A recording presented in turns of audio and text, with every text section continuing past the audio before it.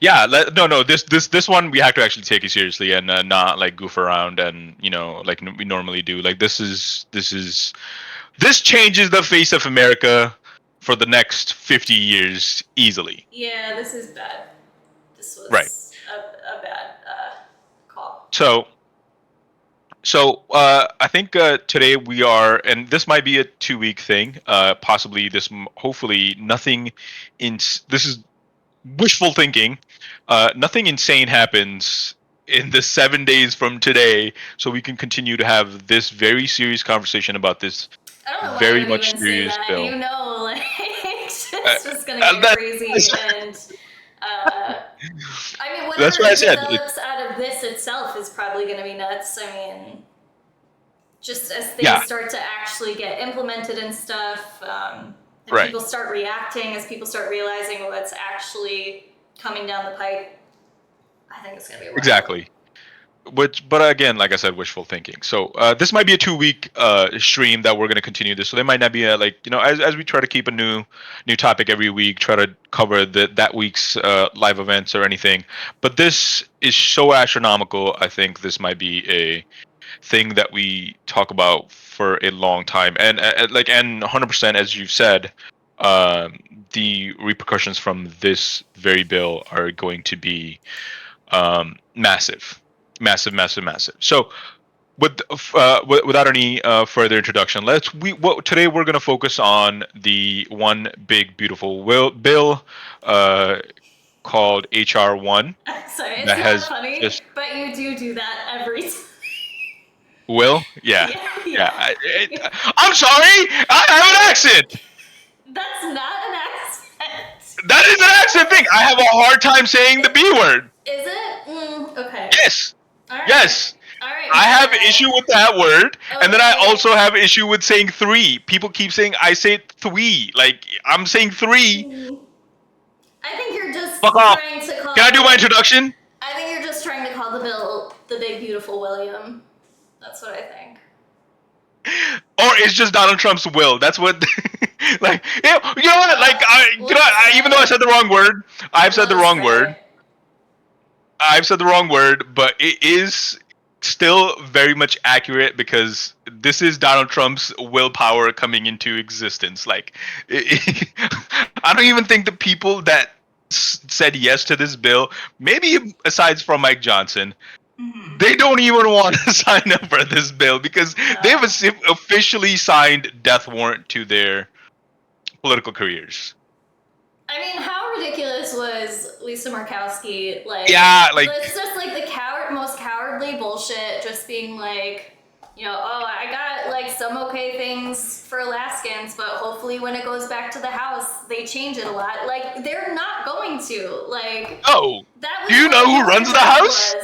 Like, do you know who runs the House? Like, does she not know? Not even that. Like, a bill's typical. Like, typically, when a bill goes from the House to the Senate, it's going to get more moderate in the Senate. Like, right. Like all the craziness is supposed to fall out at the Senate, which makes sense, right? I mean, if you look on both sides, like, the furthest. I mean, obviously there is Bernie in the Senate, but like.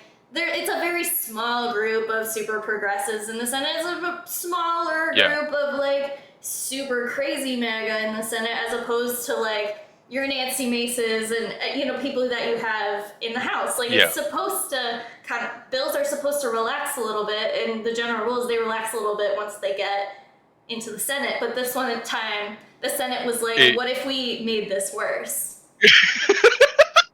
I was gonna say, I think the opposite happened. They were like, this is nuclear waste. How about we add biochemical weaponry to this? Like, let's do that. How about we do that? And it's just insane. Be more terrible. Right. That's actually something we could look at, like what exactly they did. What did they do? Like what happened? There's some things that got changed. But anyway, so we are going to focus on a lot of this. We're going to focus on exactly what went into this, what got taken out of it, how does it impact.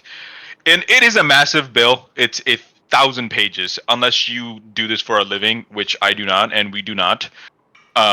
It's very hard to go over every little thing. You can't go over every little thing, and again, like, I mean, at one point the Senate had it read out loud, right? So I guess Yeah. as long as they were paying attention throughout the night on no sleep, Yeah. they had no opportunity to actually read it all the way through. And then again, Yeah. as everything's changing, they're doing these amendments. It again wasn't read again, and they didn't have the time to read it again because Right. of this artificial July 4th timeline, just because Trump wants to say, look at me, I'm a big boy on July 4th, I have major legislation to sign, everybody party and fireworks for me. Like, it's... Right. There was no reason for that timeline, and I know we're jumping all over the No. place, but like the July 4th timeline No, but- is just so bullshitty, it pisses me off. Yeah. ChatGPT summarized this. Yeah, you would do that. You just limited brain cells, 2 brain cells fighting against each other, and you need ChatGPT to come rescue you, brother. Laura Loomer for president. That's the first message you type in this thing. Incredible. Oh, miss, let's feed all the Latinos to the alligators. His wife is Mexican. You trying to sacrifice your wife to the alligators? Michelle can't be that bad.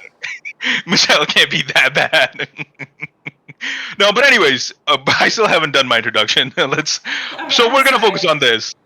We're gonna focus on this. We're gonna talk about every single aspect as much as we can, as much as we can shed light on it. And there's few big things that we'll go over. We obviously can't go over the 1,000 pages, like we mentioned. But I'm sure bigger creators than us and maybe don't pay so much attention to the creators, rather go to journalists, like credible journalists, actually look up the bill yourself, do a little bit of research, if you're curious about something. For a nice 1,000-page thriller. Just absolutely exciting. Now's the time. Reading, just really exciting. So we'll try to summarize it as much as we can. But you are joined by us on every Thursday. We are here. Apologize for last Thursday. We were not here. We had other engagements that we could not get away from. But we come here every Thursday to bring you the latest news, as best analysis as we can possibly do. Credible analysis, research analysis. But we are here to learn with you and hopefully learn from you and hopefully teach you something. You are joined by Nav and Annette. We are all the factors. All right, let's do this. So, where should we start? Where should we start? What do you think? As I mentioned to you earlier, we should start. Oh my God! Can I just move this thing? Can I move this thing? Okay. I was thinking we start with just a little bit of overview and the TikTok from the news girl, just to just let's do the obvious, right? Let's not start talking about stuff that we don't understand. So little background, I guess, on the news girl herself. She is a TikTok creator, but I believe she's also a journalist to some extent. I believe so. And she does good breakdowns, mostly on things that are going on legislatively and in the Supreme Court. So we're gonna look at what she's compiled, just to get a general idea of what this means. Yeah. And I'm sorry, I have to figure out where. There we go. Okay. Okay, so let me figure out how technology works. There we go. You're sharing? All right. Yeah. Is that okay? Yeah, that's fine. It's fine. I'm just. Oh, do you want me to share here in Discord? So Discord, just so I can. Yes, please. Okay. Just so I can see it. Sure. Stream, just so I can pull it up on my end. There we go. Okay. Looks good. Alrighty, yeah, so we're just going to take a look at her breakdown so that we can kind of get a general idea of what was in this bill, what it's going to cost us, and what that's going to look like. So let's do it. The bill is going to add almost $3.3 trillion to the federal deficit over the next 10 years. How is it volume-wise? It's almost $1 That's fine. trillion more expensive than the House version of the big beautiful bill, and Right. it cut health Do you want insurance to pause for it there? an additional million Americans. So as we were saying, the House set up a bill. They passed this bill, right? And then they sent it to the Senate, and the Senate made it more expensive. Like it was like, wait, hold on. You thought this was gonna be just this easy? No, here's another trillion on top of that. So the House set up a bill a while back and created it, put everything in it, and then it went to the Senate. The Senate passed it last July 1st is when they passed it. Oh, the Senate, yeah. And then yeah. they made it way more expensive. So what Go ahead. happened there? Did they just allow for more tax cuts to the billionaires? Because I thought they did do more Medicaid cuts. I think I had heard that. I think that so. would I make think it more was. expensive. I think it was. I think it was all of it. I think there was more Medicaid cuts and I think a bigger ICE budget. No, Oh, or a probably. bigger military budget. I think there's a bigger military budget in there as well. I mean, probably ICE, like you said. I mean, we were looking at that earlier, right? So ICE now is like the 13th largest military in the world or something like that. Yes. I think there's only 13 countries that have a bigger military than ICE does now. Which again, we're going to talk about it. We're going to talk about it more. But imagine this: like a military force that is equal to that of Canada will descend upon United States citizens. Do you understand that? Do you understand? Like, if it is as if Canada invaded the United States. That is what is going to happen. I mean, Their budget exploded by 3 times. And the chaos that they're already causing, because they don't even have, they have no rules that they follow. No. I mean, right. They come in, they're they not don't. wearing uniforms, they don't present any sort of identification. You have to beg them to see the warrant, and even then, half the time, you're in handcuffs and you still didn't get it. So it's just chaos. It is just chaos. It's so just to again, we're gonna talk about it a lot further. Australia spends $33.8 billion. Italy spends $38 billion. Canada 29, Netherlands 23, Spain 24, Korea 47. Like, do you understand? Like, and ICE will spend $34 billion a year. A year to just arrest everybody they can think of, because again, they don't have to identify themselves. They don't necessarily know if you have papers or not. They're just gonna pick you up. And just a couple of days ago, the a district court allowed for, and again, if you think this is just going to happen to Latino people, no, this is going to expand to every other person, because the district court just allowed for 400,000 TPS. These are protected people, immigrant protected people. They've allowed that the Secretary of Homeland Security, Kristi Noem, can literally take their statuses away, and she has taken those statuses away, so they can stop black people, white people, anybody they want to, and pick you up, and they don't identify themselves. That is the insane. And there's so much news coming out where like criminals are pretending to be ICE to like pick up women and children. I know. I've been seeing that's things like that insane. too, and it's like, but I mean, it's bound to happen, right? I mean, right. People take advantage of shit like that. Right. But so yeah, how do you stop this? You make sure they identify, but they won't. Well, no, I mean the people in charge don't care to make them do that, so why would Right. they? But we will break that down much further as to what is actually happening to ICE. So this is only 6 months in. Yeah. You don't understand. This is only 6 months in Donald Trump's first presidency, in Trump 1.0. where he wasn't given this much lax and he wasn't given this much freedom to do what he's doing now with the mandate to deport people. He deported 70 United States citizens. You understand? This was last Like, term. this is his last term in the period of I believe 2015 to 2020. Okay. Where he was not given this much power to do what he's doing now.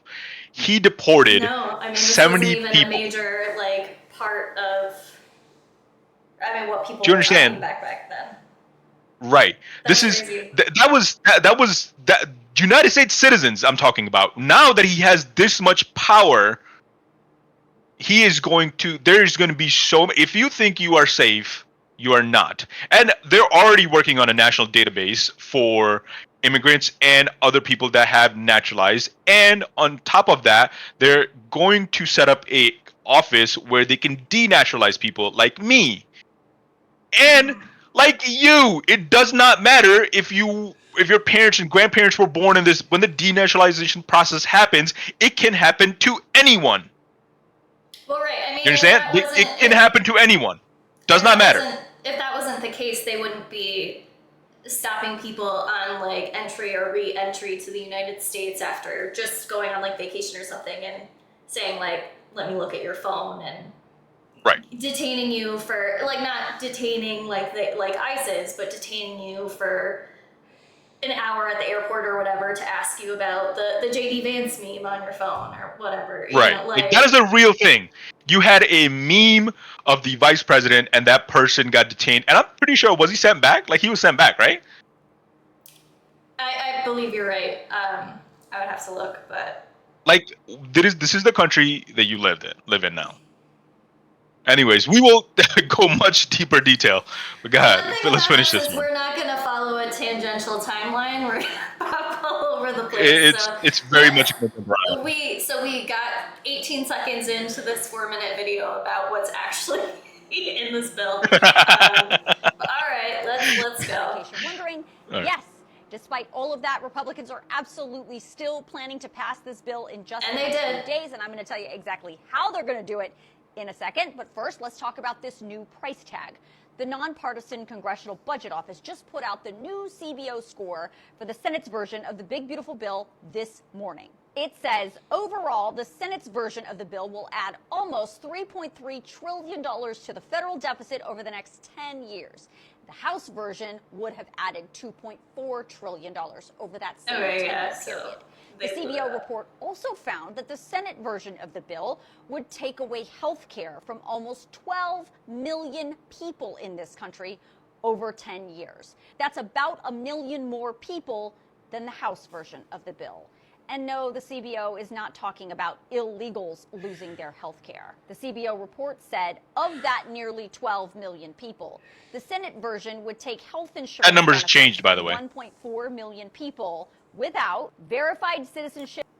Do you know what it is now? It's bigger? It's 17 million now. It is up to 17 million now. Bullshit. It's 17 million. And okay, before you start this, so another funny thing they did, and this doesn't fucking make sense, but it made sense for the parliamentarian. I don't know how, but so before I do it, do you want to explain what the parliamentarian's job is? Because I don't think anybody understands what the parliamentarian's job is. Sure. So she's a. I think you understand it a lot more than I do. So the Senate parliamentarian is a non-elected position in the Senate where basically their job is essentially to enforce certain rules in the Senate. So particularly in this case, this was a budget bill that went through the reconciliation process. So non-budget, non-tax related things are not supposed to be included in this bill. So her job was to go through it and take anything that doesn't pertain to the budget out. Does that kind of... Yeah, but again, that didn't happen. So... I don't know where you're going with that. To be clear, anything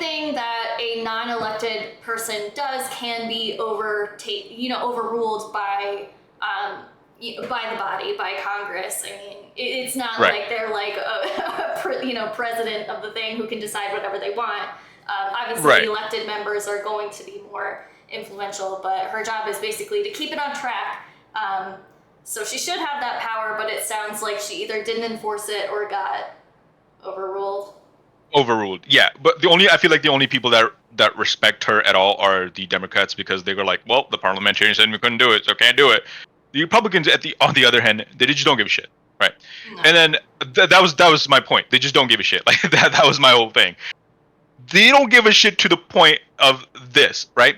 So the way they justified the CBO said that this is what all that's going to happen, and this is what all that people are going to lose. This is how much it's going to go up by. Like again, like as the news girl said, the CBO is a nonpartisan office where their entire job is to just keep track of the budget, you just keep track of like what's happening with America's money, right? Like that's to put it simply, right?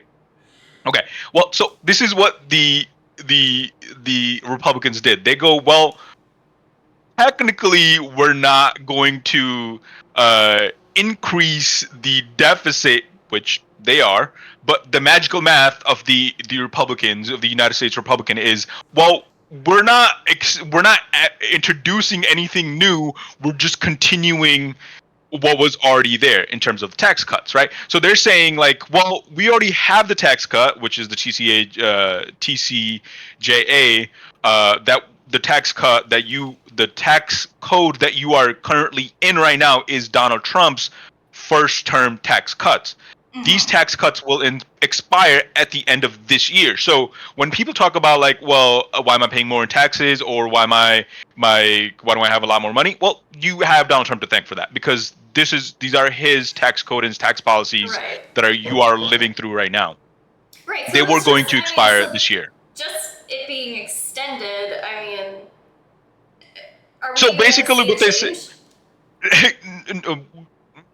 Yes, because they changed the numbers. I mean, among right? them, like right? we kind of started going, or we've gone over this a little bit. Obviously, things have changed since we've gone over it, but how on our end and below us, we're gonna see like $600, and then millionaires and billionaires are gonna see like 100,000, like. So basically, I think what's happening is, I think in the videos that we have coming up, Keds talks about it.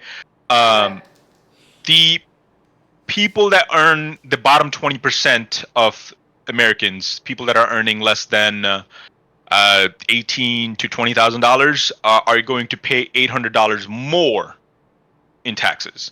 Right. The middle income will essentially see like maybe a $50 to $100 like tax decrease. So realistically negligible. Wow. But as you move up the ladder, the top 10% and the top 0.01%, they are going to see the biggest tax change in the tax cuts. Right. They pay a lot less. I think it's almost $13,000 to $20,000 less as more money you earn. So that's going to be. People on the left refer to this as like a billionaire handout, or. It is that. It is exactly that. But again, like I want to harp on this. Like, so the way they said they ignored the CBO saying like, well, no, we're not going to increase our deficit technically, is because we're just continuing on a policy that was already there. So we're not adding anything new. We're just continuing on to it. So it's technically zero. But if they, I mean, that's what they said. If they change it at all, like if you increase the numbers, that's different, is it not? No, but it's according to them, it's not. Like that's how they got around the CBO's warning. I mean, realistically, the CBO wasn't going to stop them anyways, right? Like the CBO is not going to do anything to it. Like, but this is just to sell to the media and to the public. Well, technically, we're not doing anything because we're already doing it. Right. Like that's what they said. So it's like to give you an example, right? Let's say you lease a car and you're paying payments on the car, and then you go and get a new car, trade that in, then you go, well, I'm paying zero on this now because I was already paying it. No, you're still paying the fucking payment. Like it's not zero. Like, yeah. It's not zero. You're still paying it. But that's what they said. They're like, well, we were paying it already, so we're just gonna pay. And then on top of that, well, again, we're gonna get like, much into using deeper. That same analogy, it's almost like the car company just being like, okay, we've been charging you like $100 for this lease. Now we're gonna charge you $200 because you already signed the documents, right? Like, what's the difference, you know? So, like, realistically, it's only $100 more because the $100 you're technically only paying $100, $200. You're already paying the $100, like, you know. Like, why are you so mad? It's only $100. No, it's $200, right? And then on top of that, the first Trump tax cut that is going to again expire this year was a sunsetted bill. Mm-hmm. This one is not. This one will continue on permanently. That's a big, big, big change. It will continue on permanently unless, or I think it continues on permanently. It can't be changed for 10 years. And then after 10 years, it continues on unless it's changed. Right? If they don't do anything, it'll just keep going. It'll just keep going forever. However, I don't understand. Sorry, can we just like sit on the... I don't think that just seems very undemocratic to me, having any bill or law that'll be like, oh, nobody can change it until this many years pass. Like, okay, like a whole totally different group of people could be elected then. The nation's ideology could totally change, but you're just gonna force people. I mean, how is that, like, how can we have policies like that and say we're a democracy? Exactly. And I mean, I say that knowing full well that, like, when the tides turn, and if the tides were turned, that I need to keep up that same ideology, like when the Democrats are in charge, and you know? Yeah, right. 100%. And again, we're not just saying this that the Democrats don't do this. They absolutely do when they do have the House, the Senate, and the judiciary and the presidency. I'm sure they use some of these tactics. We don't try to justify it then. Right? Like, that's not what we're doing. It's like the saying goes, right? Well, the Republicans drop bombs and the Democrats drop bomb with stickers on them. You know what I mean? Like, it's like, it's still fucking bombs. Like, that doesn't change. But I'm just explaining the situation as to, like, what it is. Just the very disillusion you have to get. Yeah, you have to get rid of this disillusion that, like, oh, you know, the Democrats will come around and be better. No, they will only be better if you do something to make it better, right? Like, that's just what happens. Like, and then I know a lot of people, and a lot of people were sick of the Democrats, so that's why Trump came around. Again, justified in why they were sick of the Democrat. That part, they're justified. But then if you think, like, well, I'm just going to vote for Trump just because I'm sick of the Democrats, like, that doesn't make sense. Like, it doesn't make sense. You know what I mean? Like, no, it's that cyclical nature of people just, like, not really paying attention and just being like, oh, well, I didn't like what they're doing, so I'm going to vote for the other party. Oh, well, I don't like what they're doing, so I'm going to vote for the other party. And it's like, okay, then nothing gets done either way. I mean, the far right is getting things done. I mean, to be fair, like, we've got those things are not good for you. I mean, the last presidency was a little, you know, I guess they got some things done. It wasn't really implemented very well. But Joe Biden was fucking disastrous. It's as simple as that. But anyways, we'll continue on. So I just wanted to explain this tangent was how they got past this CBO backstop saying, like, well, you're going to add this much money to it. Well, they go like, well, no, we were already adding so much money to it, so technically this is zero. Like, that's the thinking they're going with, right? Because they don't, the idea, the way the Republicans govern is, like, they don't care about getting reelected. They just care about doing what they want to do. It's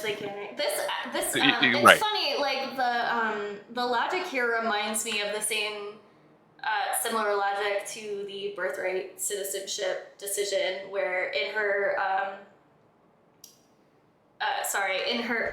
what is it called? Dissent. Not dissent. The other one. Her opinion. Opinion. Yes. I'm sorry. My brain is not with me today. You're talking about yeah. If you mentioned the justice, I would have helped you faster. In Amy Coney Barrett's opinion, Yeah. Concurring opinion. Part of it was basically saying like that like. Oh wait, we got a raid? I'm sorry. Hold on, before I even cut you off. Frank, thank you for the raid. We appreciate it. Wow. Woo.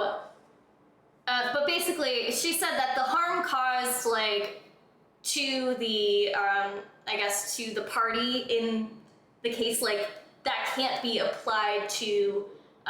Basically, she said that we can't have universal injunctions because that harm can't just automatically be applied to everyone in the nation. So it's like it just has to, like whatever is done to mitigate the harm should only apply to the party in the lawsuit or whatever. If that makes any sense at all. Yeah. So it's that same kind of like bending over backwards logic. Like if it's harmful, if it's a civil rights violation that's harmful to the person in the legislation or in the lawsuit, I'm sorry, then it's going to be harmful to a massive amount of people in the nation. Right. Like you don't make any sense there. It's that similar kind of like, how can I twist people's brains to like make this make any sense at all? And it's like it doesn't. Right. It doesn't make any sense. It doesn't make any sense. But they use legal jargon to make it make sense, right? Like that's the whole thing they do. Just to say like it's like almost playing like devil's advocates, right? Like, well, we're doing this because it makes sense this way, right? Like in the real world that we all fucking living in. If you look at it common sense wise, it doesn't make sense like this. I mean, like it's just common sense says it's not the same. If you raise the amounts, if you change it, then it's not the same. If harm is applied to one person, chances are it's going to be applied on a massive scale. Right. You know, what are we doing? But we can keep nationality going. or satisfactory immigration status who are currently qualified for state-only funded programs. But that means 10.4 million Americans who are currently eligible will either see their Medicaid benefits stripped away from them or will lose their Affordable Care Act health insurance because the federal subsidy that they've been getting for that health insurance is gone. Now, if you want to read this CBO report from the current version of the Big Beautiful Bill, I'm going to email it out to you in my Facts HQ email, so absolutely make sure you sign yourself up. It is an excellent resource. Now, let's talk about how Republicans are planning to get all of this done. Now, let me warn you, this is a marathon, not a sprint. As we speak, Sunday, Senate Republicans and Democrats are in the middle of the debate over the bill. Republicans get 10 hours to debate, and Democrats we're a little get 10 behind hours on to this. debate. We know Democrats that are probably going to use probably 10 hours of that time, and Republicans are probably It was only around going to 3. use Yep. a few hours in that time because they want to move on to the next step, which is the vote-a-rama. No, I am not making that up. That is what it's called. A vote-a-rama is another one of those wonky Senate procedures where after debate on a budget bill is over, any senator can stand up and offer an amendment to that bill. So in this case, I think the good thing that came out of this one, the amendment that they took away was the AI one, where I think that was they were going to do that. We couldn't regulate, do any sort of regulations on AI for the next 10 years, right? Right. The states couldn't. Federal level they could, but the states couldn't. See, to keep the vote-a-rama going, senators have to consistently keep offering amendments after a vote is over. Eventually, they run out of amendments. Or 2, senators can force the vote-a-rama to stop if cloture is invoked, and that would require 60 votes. Now, most of the amendments offered which didn't happen, but will fail. But some will actually pass. In fact, some Republicans are already planning to offer their own amendments to the Big Beautiful Bill during tonight's vote-a-rama. Now, keep in mind, it's so hard to listen to Hakeem Jeffries. It's so hard. Speaking slow. As a way to force I think this bill, listen. Republicans to take some politically compromising votes on some very controversial issues. It's like, oh man, I know what you're trying to do, but buddy, is going to go I think again, right, exactly. I think what he was trying to do was just to extend it as much as he can, but like Monday. That's a performative stunt, right? Like we get it, Like it's performative. Like it was never gonna stop. They would have kept them there all night. Then have to get kicked back to the House for another vote, and Yeah. lots of House Republicans. I think his staffer probably wrote like a 30-minute speech, that the Senate Republicans and he just extended it to like 4 hours. With his long pause, I know. in the coming days. But if Speaker Johnson At one time, he was talking about like cigarette butts or something like that. I was like, when I tuned into it, I'm like, what are you fucking doing?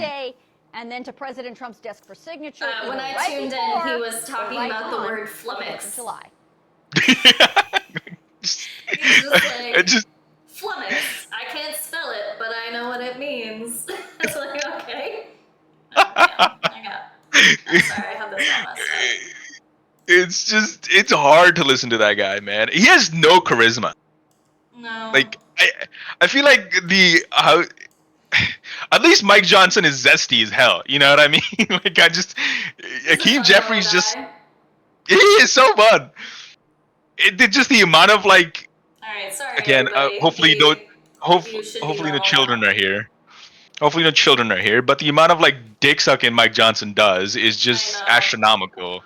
Like it's just Elon could be shitting on him, and then he'd be like, "I think Elon's a genius. We've been friends for so long, you know. Like it's like, me and the president." He's going through a bit of a hard time right now, and I forgive him because he's a little dainty. He is very much so. Oh my god! But I am surprised that he got it done. A lot of people doubted him. I mean, I do wonder. He is effective. I do wonder. In the way I would like him. Right. I do wonder what he gave to those 12 Republicans that were the holdouts. The holdouts. Yeah, I wonder what he gave them, because though that hasn't come out yet. Because this happened very fast. Like there wasn't that long of a holdout. It was quick. No. All right, so the next one. Maybe. So where do we want to go? So we know that this bill is going to impact obviously healthcare, obviously the economy. Yep. It's going to impact the environment. It's going to impact student loans. Food and nutrition services. There's going to be massive cuts to the SNAP program. So I don't know. What do we want to look at first? Do you want to do the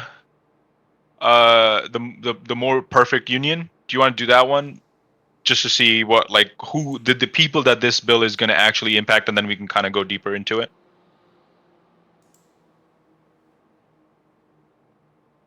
Yeah, I must not have.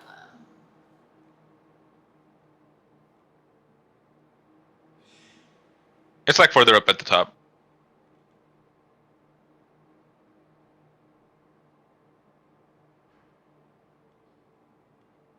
This one? That one. The more perfect union. The people that He needs to come down on our. So this is what people think? Yeah. Yep. These are his constituents in Louisiana. Okay. Mike Johnson's. Yes, Mike Johnson's. Yep.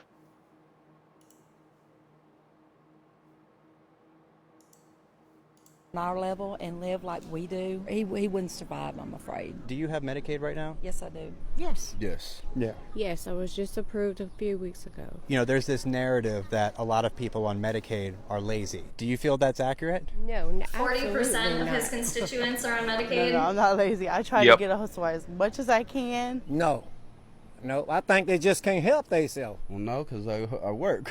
I do mechanic work, and so it kind of fluctuates. I have a bunch of health problems. I can work, but eventually I'll be where I can't work. Just got laid off. I'm a hairstylist, so it really just depends on how much I bring in due to my clientele. I'm currently trying to get like a part-time job, like a night job, just to put more money on the table, especially with the economy going up in prices and stuff. Can you tell me about how it would affect you if you lost your Medicaid coverage? Oh, Lord, I would have absolutely, teetotally nothing. I would not be able to live, period. I wouldn't even be able to eat. It would affect me real bad because I can't support myself. It'd be a very big impact because that's all we got right now. I have some possibly terminal illnesses, and I've had to postpone it waiting for Medicaid. And I'm sitting here literally just trying to survive. I wouldn't have no coverage at all. My grandchildren wouldn't have any coverage. My daughter wouldn't have any coverage. And we can't just go to the doctor as needed. I'm curious if you could say something to Representative Johnson about cutting Medicaid, what you might say to him. Well, Speaker Johnson, I can only say this. If you ain't had the shoes on your feet to see what it feels to be like under these conditions, then you won't never know it. Come out here and stay a little while. Part of that bill would also give tax breaks to the richest 5%. So billionaires would pay less in taxes. How do you feel about that? It's basically let's keep the rich rich and the poor poor. They have the money to pay for it. So why would you make them pay less? They're going to stay a billionaire, and then we still going to be poor. Interesting. So it sounds like a lot of people who are benefiting from Medicaid do work. So, and then another thing, do you think Mike Johnson gets elected when are the elections happening? The House of Representatives next year? Yeah. So, do you think Mike Johnson gets reelected? I mean, Yeah, probably. the answer is probably fucking yeah.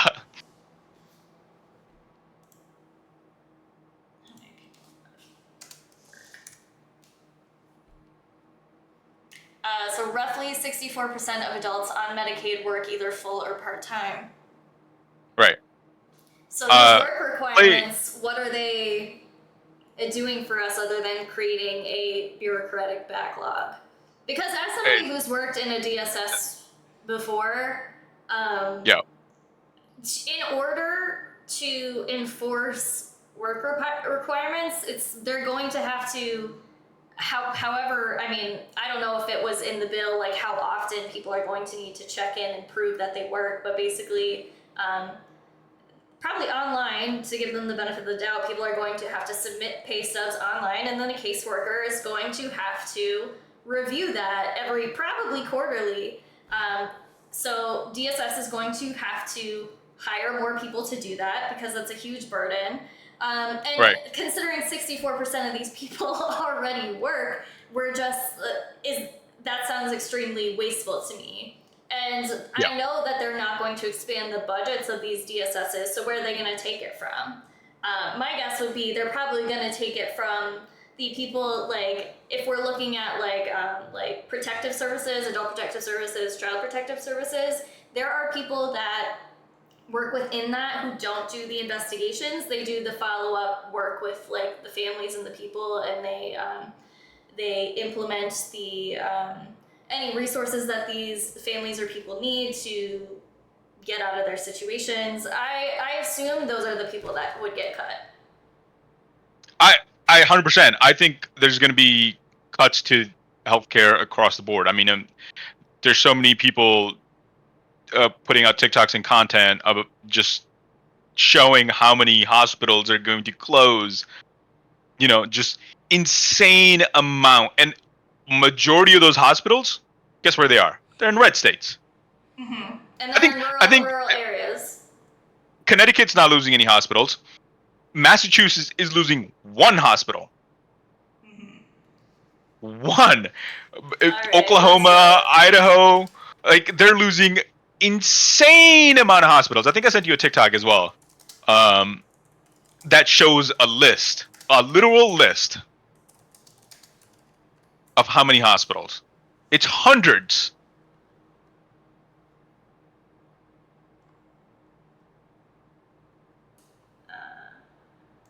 All right, I'm not seeing anything that pops up immediately saying how many in South Carolina would close. I think I sent you the TikTok directly. Maybe. Let me see if I sent it to you.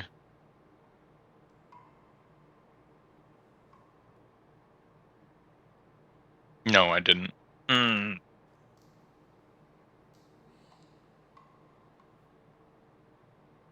I did not send it to you. Did I like it though? Oh yes, I'm gonna send it to you right now. What do you want me to send it? All the factors, or just directly to you? Yeah, if you send it to all the factors, I can just grab it. So it's the Okay. TikTok I have up right now. There. Sent it.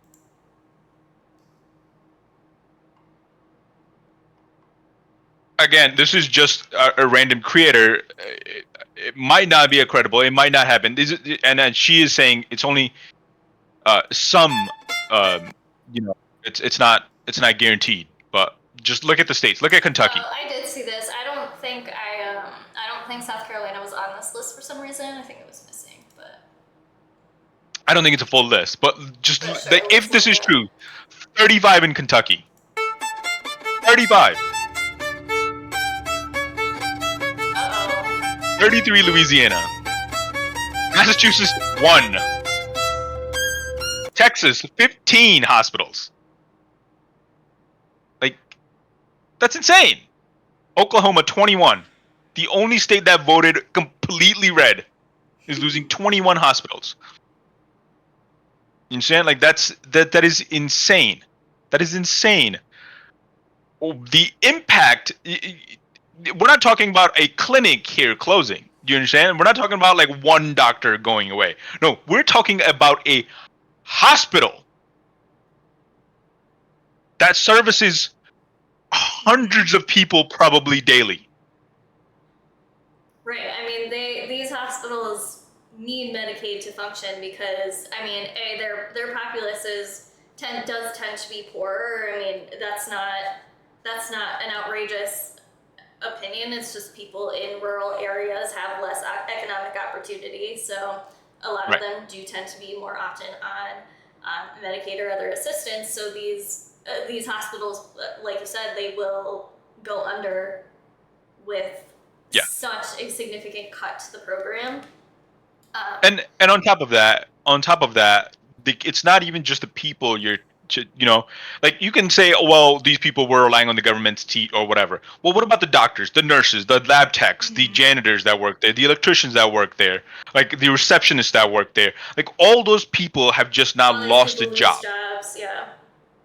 Just like that, in a fucking snap, they've just lost jobs. Hundreds of thousands of people just lost jobs. What do you think happened to those people?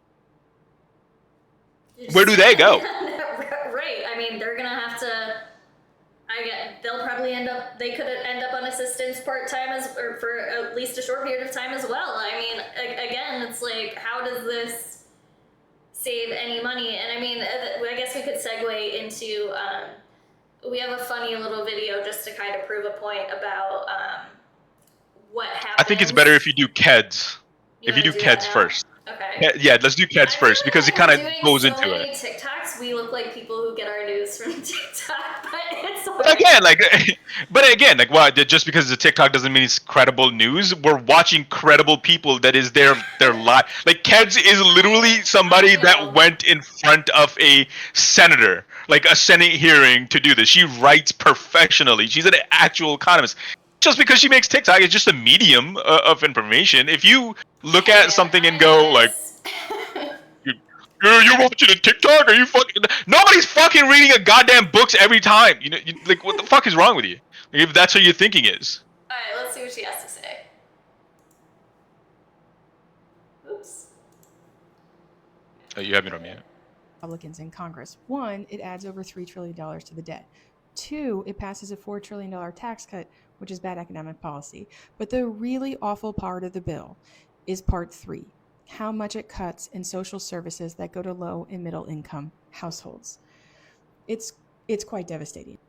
This figure is from an analysis of the distribution of the tax bill by the Congressional Budget Office. What they've done is they've arranged households in the United States from poorest over here to richest over here, and they've shown the impact of the bill as a percentage of total household resources. So this just isn't just your income, it's your income plus any transfers in kind that you receive from the federal government, like food stamps and Medicaid.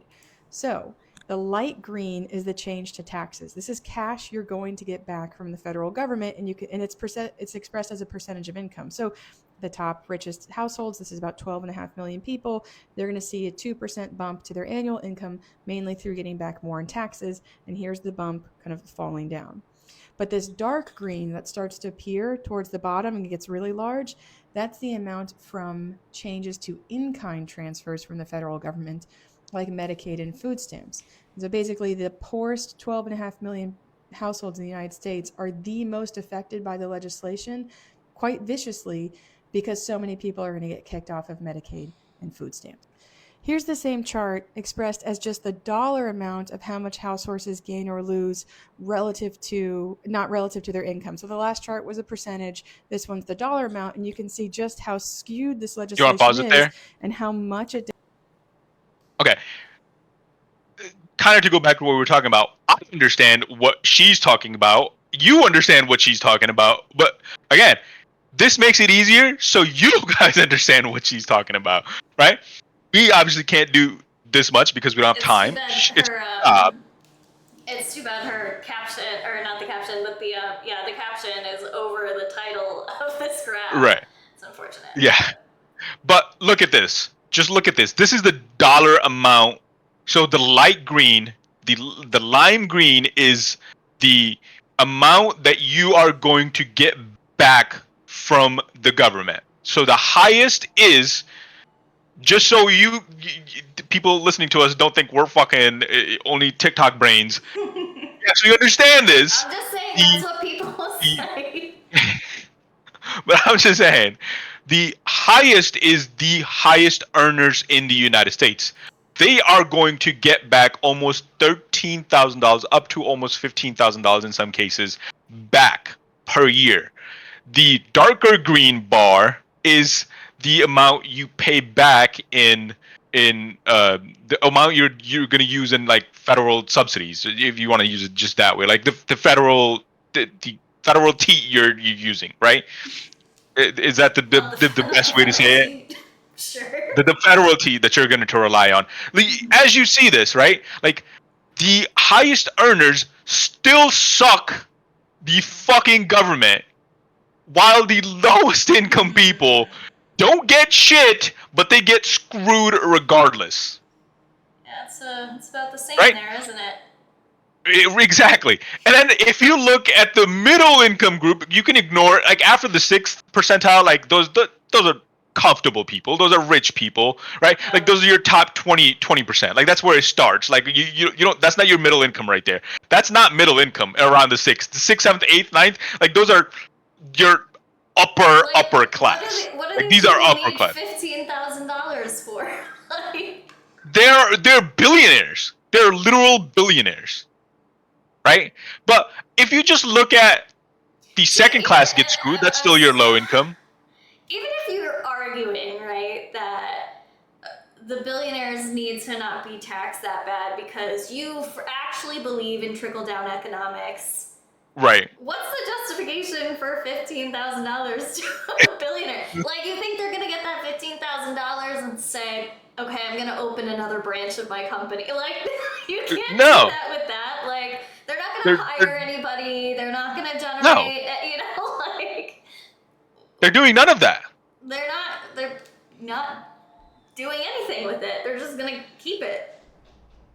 Speaking of, I'm sending you another TikTok. It's perfect leeway into this. But just to finish off my point and then finish off Ked's video, is if you look at the 3rd, the 4th, and even the 5th, right? Like, do you see the negative is just as much as the positive that you're going to back? So you're essentially zero. You get nothing. Yeah. You get nothing. You get zero. You don't get screwed like the lowest, second, and the 3rd. You don't get screwed like that, but you get nothing. So if you're making $100,000, you got nothing. I also feel like this is assuming that things don't start to like collapse. Because I mean, like, not to be dramatic, but like if your local hospital closes, like that deficit for you is going to go way up, because then you're going to have to figure out how to get so much further away, and your healthcare expenses are probably going to be more expensive if you have to go to like Right. a big city now for it, you know, like. Right. If you want to do the generic one after this one, that's fine too. But let's finish hers because she makes amazing points. It dedicates to As the always. top at the expense of the bottom. What I think you might not see here, you'd have to be really careful to understand it, is this is a tax cut, right? And I showed you in a previous video, this works out to about $13,500 per household in the top 10%. But this is cuts to Medicaid and food stamps. Look how relatively small these bars are in dark green on the left, as opposed to how large the bars are in light green on the right. It costs more to give money to rich people than it does to take away resources from poor people. That's why this bill, despite cutting, over $1 trillion from Medicaid and food stamps, still adds $3.5 trillion to the debt, because this is so expensive and this does not save you as much money as you would like. You can put this in individual terms as well. I'm going to give you 3 numbers to put this piece of legislation and the cuts it makes in context. Number 1, the average SNAP household, this is the people who get food stamps, their household gets about $4,000 in food stamps a year. It's around $335 a month. So that's one. If I want to give a household food stamps, I'm looking at about $4,000. Okay, number 2. The average amount of money that a Medicaid enrollee costs the government is around $7,600. Now, Medicaid is health insurance. And as you know, if you have health insurance, the amount of money you cost as someone insured depends on the amount of health care you consume. So if I never go to the doctor, if I never have any problem, I don't ever come in, I don't cost that much money because I'm not using that much healthcare. I just have the insurance. Versus if I get into a car accident and break my leg and have to stay in the hospital for 2 weeks and have 5 surgeries, I'm costing a ton of money to health insurance because I'm consuming so much healthcare. Well, on average, across everyone in Medicaid, which is around 77 million people, on average, they cost about $7,600 a year, given the amount of healthcare they consume. But it's worth pointing out that this $7,600 number in purple, all full benefit enrollees in Medicaid and their annual costs, it varies a ton. The 2 most expensive people from Medicaid's vantage point are seniors, because this is going to be a lot of people in long-term care facilities, and people with disabilities. Right? So someone who is very old, especially if they're in long-term care. Again, like, and it's not being cut from those people. Wait, what'd you say? And these people, like, Medicaid isn't going to be cut from those people. So this is it not? Not to the extent. I think this is where it'll get the most hits, especially expansion. Okay, so the work requirements don't hit those people, like the seniors and the individuals. No, the work requirements do stop after 64. And I mean, individuals with disabilities, I mean, I don't want to say 100%, but I think that would just be an unjustifiable waste of time. I mean, if somebody's like bedridden with no mental capacity, like, we're gonna have to. Like, would I be surprised? No. No, I get that, but I think, I mean, if I'm remembering correctly, it is these 2 that are going to be hit the most, and then I don't know. It'll be something to look into at some point, like the child of a.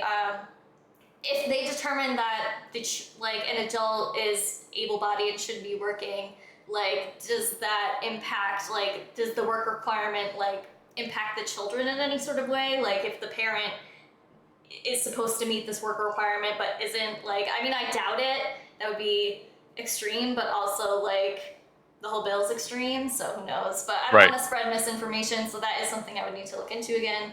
But But from what she's saying, these cuts are going to hurt a lot of people, but we're not going to save any money again. Right. And again, like, the 2 numbers, the reason I paused, I want us to keep track of the 2 numbers is SNAP for about $335 a month is what it costs the government to give somebody SNAP to be able to, and SNAP is EBT to get food. In case you're not familiar, which I'm pretty sure everybody is, but just in case. And then this other number, right?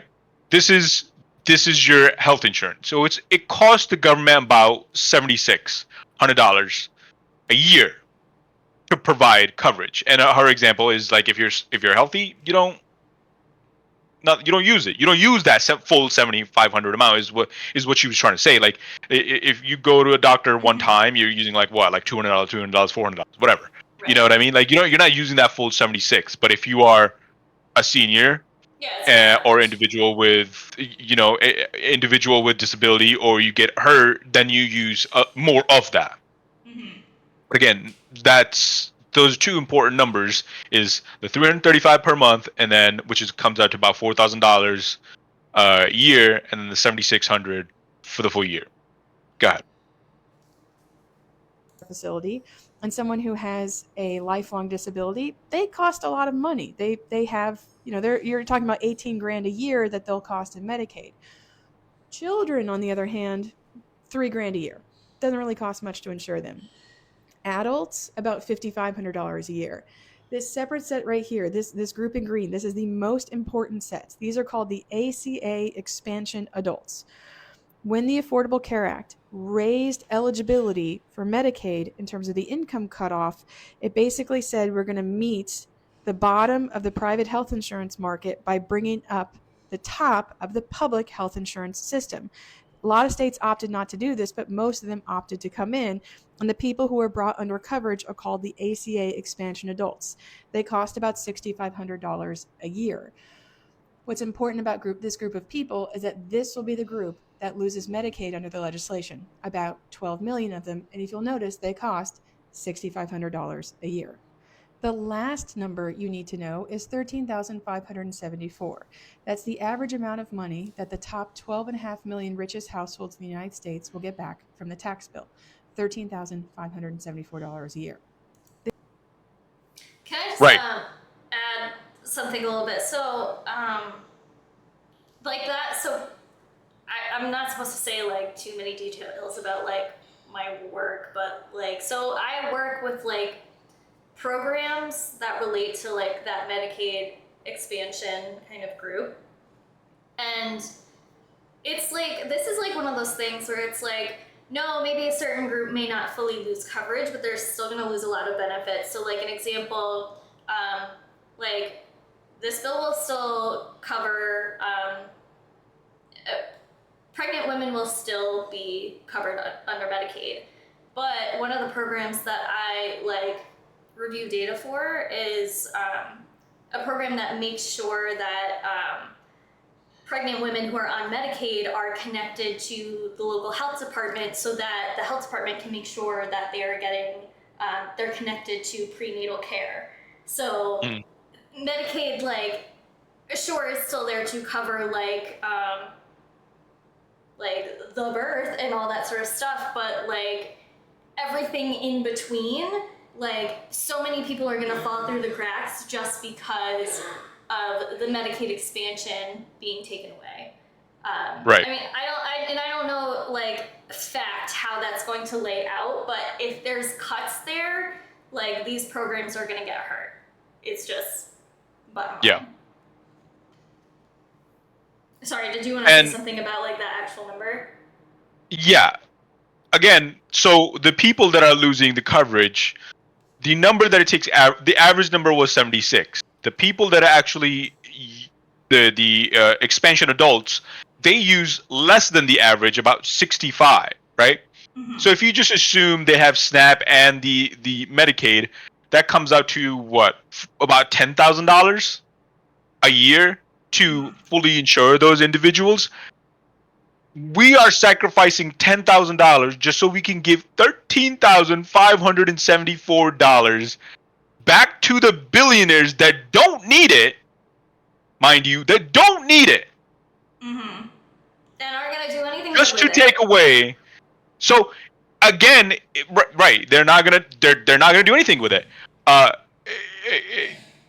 You are losing. You're in the negative $3,000 Do you understand? Like, does that make sense? Like, you're in the negative $3,000. You didn't save any money. You costed more money. That is why we say you raise the deficit by $3 to $4 trillion. That's how you do it. Yep. That's how you do it. You kick off 17 million people now, I believe. 17 million people off of insurance and impact 17 million families off of insurance, and then all the negative impact that come along with it, just so you can give billionaires $13,000. That is what this bill does. If that was not clear, if you were sitting there like, why is this bill so bad? That is why this bill is so bad. Billionaires, millionaires, way upper class middle people that are earning close to $1 million a year just got $13,000 extra, while majority of the people, bottom 20%, not only lost their medical insurance, but they're now going to pay more in taxes. They're going to pay $800 more in taxes. These are the people that are making less than $30,000 a year. You understand that? Somebody that makes $1 million just got a pay bonus. Somebody that makes less than $30,000 just got a check, a bill in the mail. Yeah. A bill in the mail. On top of losing health insurance. That is what just happened. And now, if you want to play, this is a perfect segue. Finish this one, and then the Mr. Global one the one I just sent. A bill can kick He's a 2 millionaire. million people off of SNAP, kick 12 million people off of Medicaid, and still add $3.5 trillion to the deficit. As I said. To the debt. Because it cost so much money to give 12.5 million households $13,500 a year. That's what they get back in taxes. In comparison, 2 million people kicked off food stamps, they only cost $4,000 a year. 12 million people kicked off of Medicaid, they only bill about $6,500 a year, and most of that doesn't even go to the federal government. So the amount of money you save kicking people off of public programs who aren't that expensive from the point of view of this legislation, it's not that expensive to give people food stamps. It's not that expensive to give a bunch of adults who don't use that much health care. But it just makes me think like we clearly elected a whole bunch of people who can't even like a year. That's why this bill is so awful, because you're No, saving they can't. so much they at the can't look at two bottom numbers and tell you in which order to one's get to the bigger. top, and you're not even Right. They can't. They really can't. They absolutely fucking cannot. It is insane. It is insane. Today, so this I got a guy, tax cut. like he's very knowledgeable. He is very knowledgeable about oil and energy. Really knowledgeable guy. And he doesn't really lean right or left. Like, he's not a right wing nut, although he'll just explain things as they are. I like listening to his stuff when it comes to like energy and like what's actually happening, and kind of like pulling the curtain a little bit, right? But he is a wealthy man, as you can tell by his background. Like, he is extremely wealthy. This is his reaction to this bill being passed. I got a lot of things today. Yeah, because in addition to my tax cut, one of my businesses gets to keep its subsidies while my competition doesn't. Yeah. And do you know what I'm going to do with that? Absolutely nothing. Not going to hire more people. I don't need any more people. No, I'm not going to invest in America. I've already done all that. You see, I already had everything I needed. But you chose to take away from others much less fortunate than me to give me more. Something I didn't want or ask for. But people who have much more than me did. I mean, that's the problem. We're ruled by people who have no concept of enough. Right. They don't understand what is the end. They don't see the end. They're like, well, I have, it's stupid as fuck. It's like Scott Bessent, a billionaire, our Commerce Secretary, sitting there like, well, I only got $10 billion. Elon's got 400. I gotta catch up. Like what? Like you have more money already than you could ever feasibly spend. He can spend thousands of dollars a minute for thousands of years and not run out of money. Not run out of money. But the people that are earning less than $30,000 somehow irk him. They have to pay $800, yeah. And same thing applies to fucking Donald Trump. That's why, like, it has to be considered a mental illness. Like, you cannot, like, to not have any concept of enough is just insane. Like, you have that much money and you see, like, a dollar cover on the floor covered in vomit, you'll still pick it up. Like, what? There's something wrong with That's what I'm saying. But again, like, as he said, right? As this guy, as Mr. Global said, he's clearly wealthy. He has businesses. He works in the energy sector, right? Like, if his business is producing X and using X amount of employees, hiring another employee doesn't give him extra. It's capped. Mm-hmm. It's capped. Hiring another employee is just an extra expense to him. He's never going to do it. Right. Like me, for example, right? Like, I can hire 5 people at my liquor store and, like, it doesn't mean I'm going to do more sales. No, I just hired more people and just my expenses went up. That's all that means. So they're never going to fucking do it. I'll never do it, right? Like, these billionaires, like, they're already making record profits.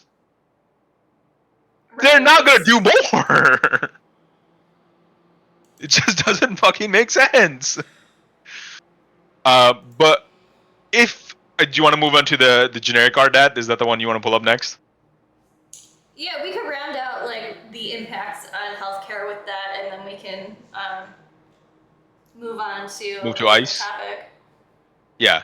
So again, if you are sitting there going, well, you know, this doesn't fucking impact me. It don't bother me. I'm not losing Medicaid. I work. I have health insurance. Like, why would I give a fuck about it? You know what I mean? Like, it's not. I'm not one of those 17 million people that's just gonna lose this. I'm doing all right. No, this still impacts you. I'm gonna let this guy, this very nice video, explain it because he does a much better job at explaining it than I ever could. Medicaid, I have private insurance. Well, when uninsured people go to the hospital, they still get treated, especially if it's an emergency. And if they can't pay for those treatments, the hospital has to. So if you imagine 20% of the services that a hospital is offering are not being paid for, they have to raise prices for everyone else to cover that 20%. So then my insurance gets charged more and then they pass it off to me so my prices go up too. Yeah, exactly. Sign this? Oh. Wait, but the 20% has to be paid no matter what. So either it comes out of higher insurance rates or it comes out of Medicaid, which is paid from my taxes. I mean, I'm paying the same amount either way, right? Well, not quite. Because when people don't have Medicaid, the pool gets even bigger, which means that you pay more to make up for that. That doesn't make any sense. You said that hospitals have to cover lost income, not that their costs actually go up. Well, Medicaid gives people insurance, which is different than people not having insurance at all. Well, yeah, duh. Yeah, fair. What I meant is that when people have insurance, they're more likely to get preventative care. When they don't, they're probably waiting until it's an emergency. But emergency rooms are already astronomically more expensive to operate than primary care.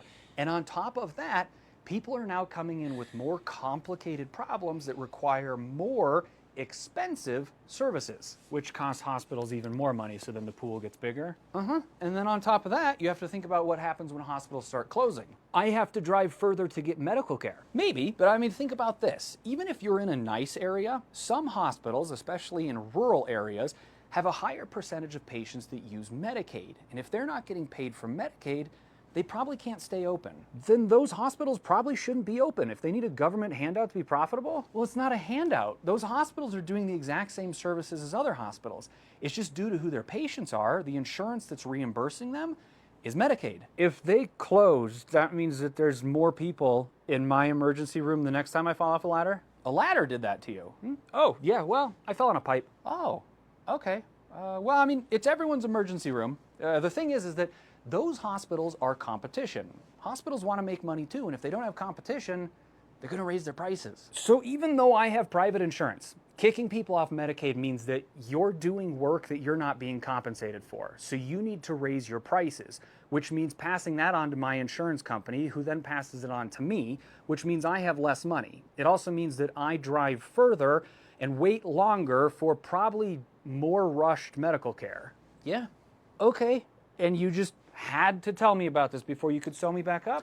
Right, yeah, so your insurance is saying that they are not going to cover what they consider an optional cosmetic operation? Oh.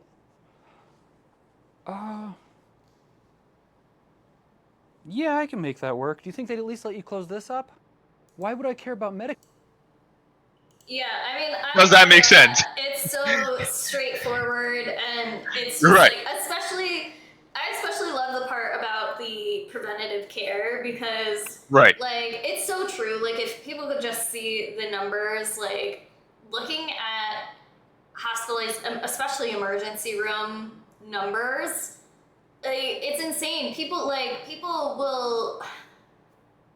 I look at like numbers in the millions from like just emergency room visits on Medicaid, Right. and it's like we should like. Up until now, the practice has been, what can we implement to make sure that we get that number down? Like, as long as we get emergency room visits down, the state is saving money. Like, that's basically it. But now we're at this point, like, let's give everybody no choice but to go to the emergency room. It's just like when we were talking about homelessness. We're like, well, let's remove all of the friggin' supports and make it so that they have to go to jail. It's like, that's in the emergency room again, like the most expensive options. Like, Right. what are we doing? Like, Right. it's And again, they can't look at two numbers and tell you which one's bigger, and if they see money, they're gonna light it on fire. Like, that's all it is. I don't know how to react to like I know. I don't know how to react to this. Like I don't like I don't know what to say. Like I don't know what to say. Like to me and you and you know It's because we have a society that is pull yourself up by the bootstraps, and if you don't, you get punished. So this is people voted for this because they saw like, oh, the people who Right. I think should be punished are going to get punished, and then everybody's just gonna have to accept their own slap across their face and then deal with the surprise when that comes, even though it's all Right. laid out by anybody who actually like looks into it. Right. And credit to this video, they don't understand that if you hurt your fellow neighbor, you get hurt too. You dumbasses. If those hospitals close, you get hurt. Mm-hmm. And then to tie it back to the more perfect union video, these people aren't lazy.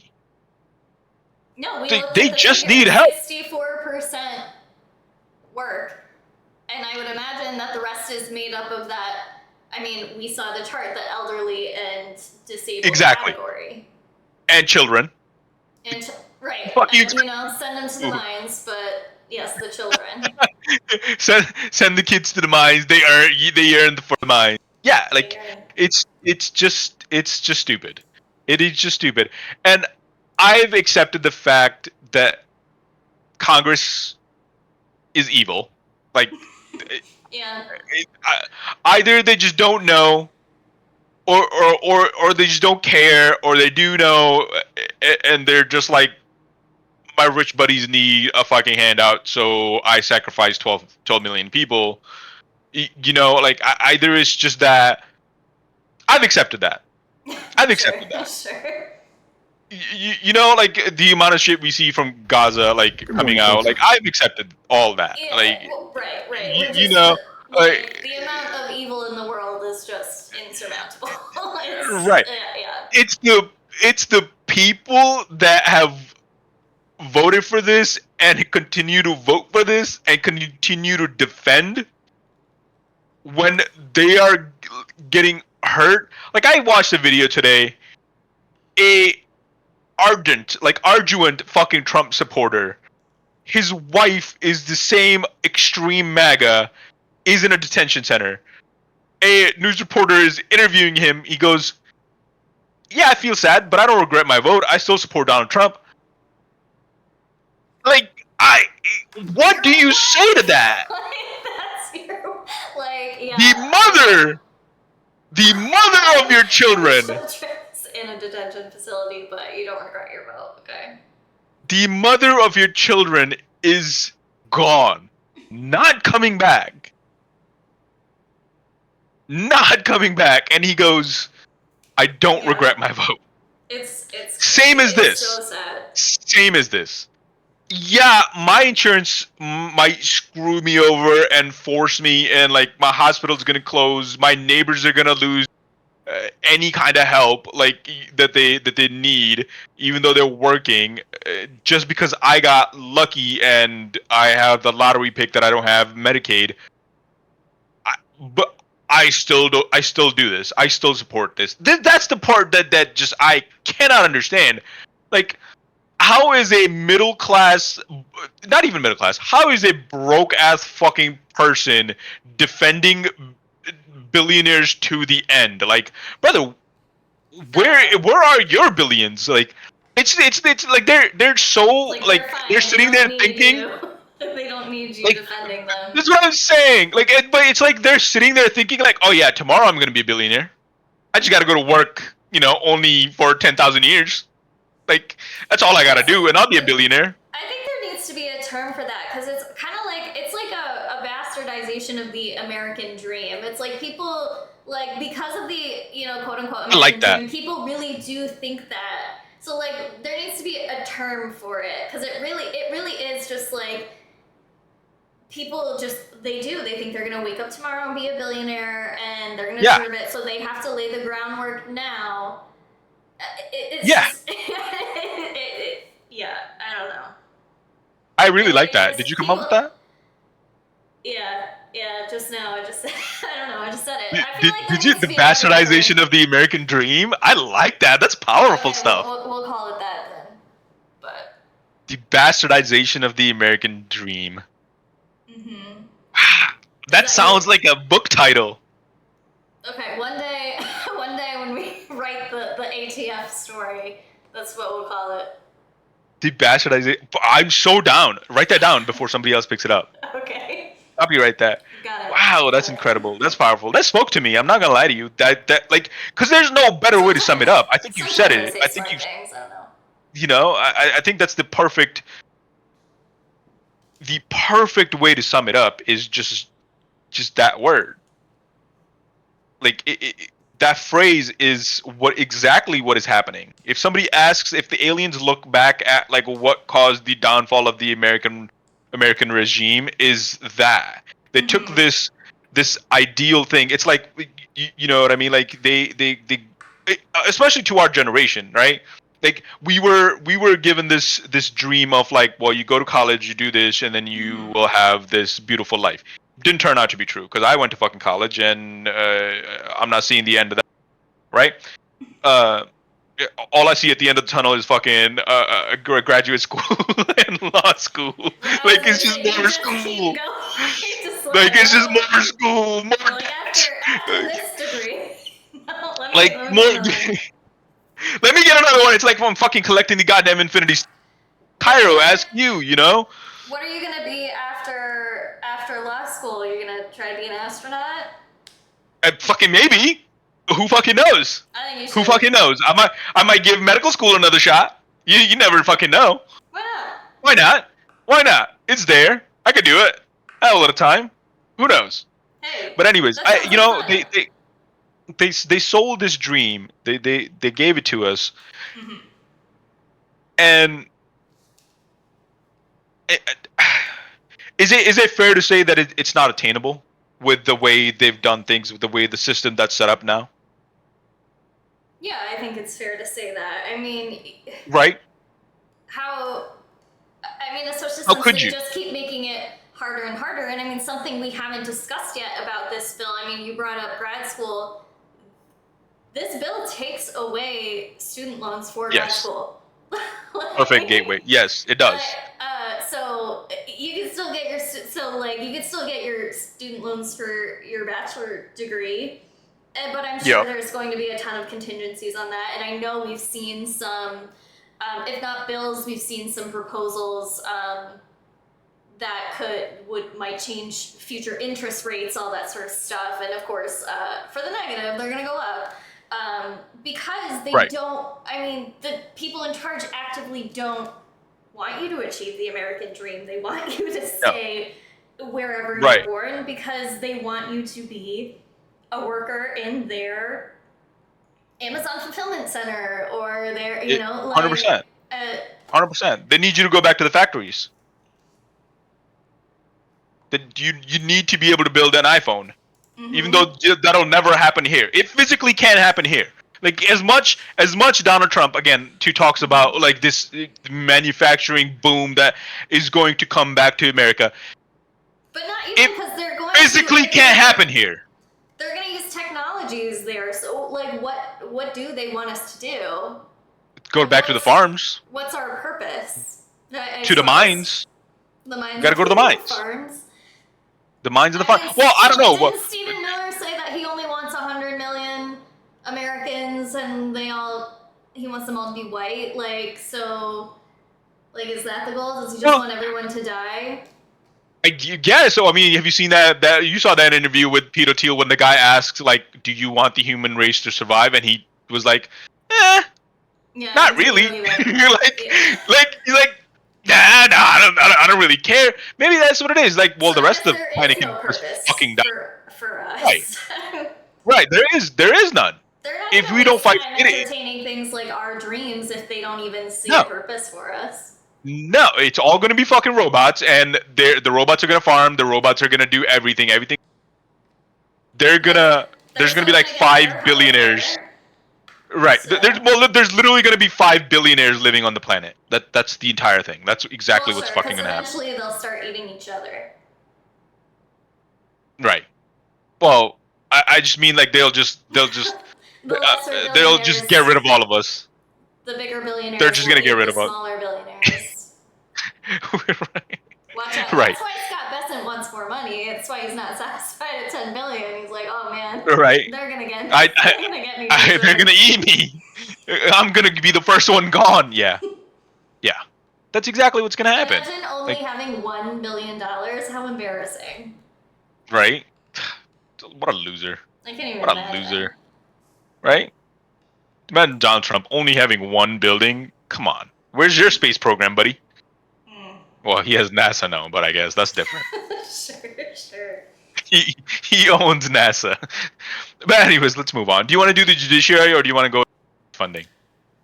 Yeah, let's go to the judiciary. Or we can pull up the Economist.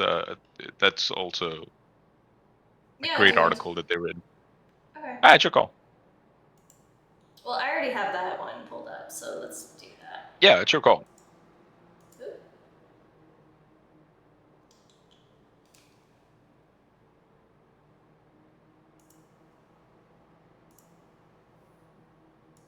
Okay, so this. And we're making jokes of this. This is not jokes at all. I 100% really it is. They're definitely gonna just not care about the human planet.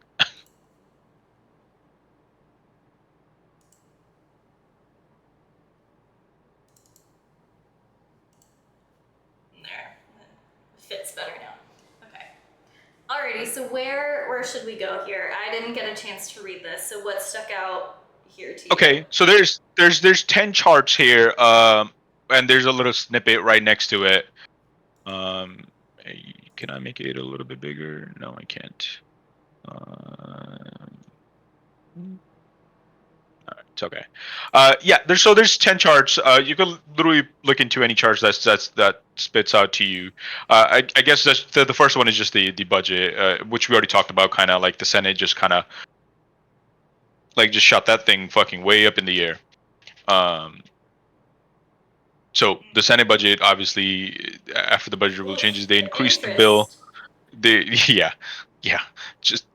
Yeah. Let's see, the Trump administration insists that the OBBB would reduce borrowing, but that is true only if you assume that tax cuts during Mr. Trump's first term were due to expire at the end of the year, are already permanent, even though they were costed as Which I explained earlier. measures. Okay. Which I explained earlier, right? Like they're saying like, well, they're technically permanent because we're just making them permanent. Mhm. So there's really no increase. It's just permanent.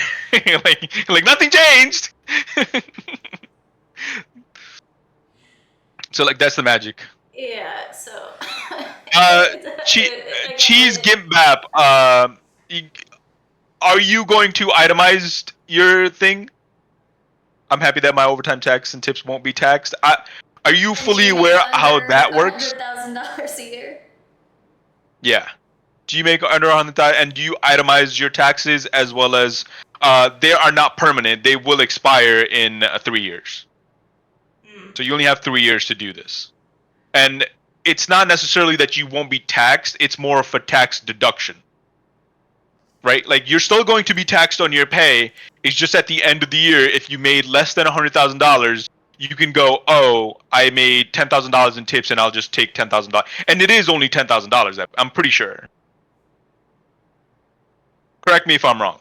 So it's only $10,000 that you can get taken off. I believe so. So if you got $20,000 in tips, you can only use $10,000 of those tips, and you still pay your Social Security and state and federal taxes. Those are not exempt. You still pay those.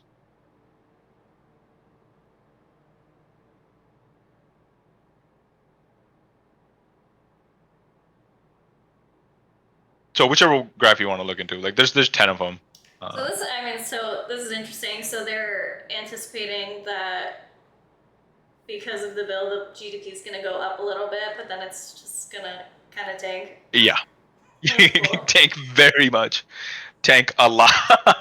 It will shrink America's GDP by 2%, and that's like, we need to get out of this like mentality that this short term is good. Like, look at the short versus the long. Like, yeah. It's a GDP increase of less than 0.5%, but the negative is 2%. It goes so you understand? Yeah, More than so 2%. much further. Oh, I'm sorry. Right. No, you're good.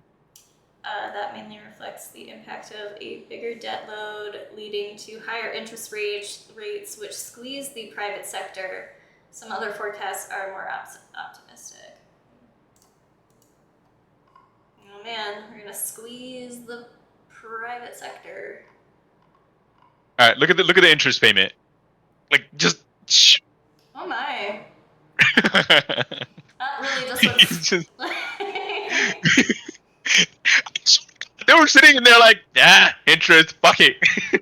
Like, let's see how we can toss this motherfucker up. Like, it's just straight up in the air. It's insane. It's just insane. Looking at it upside down.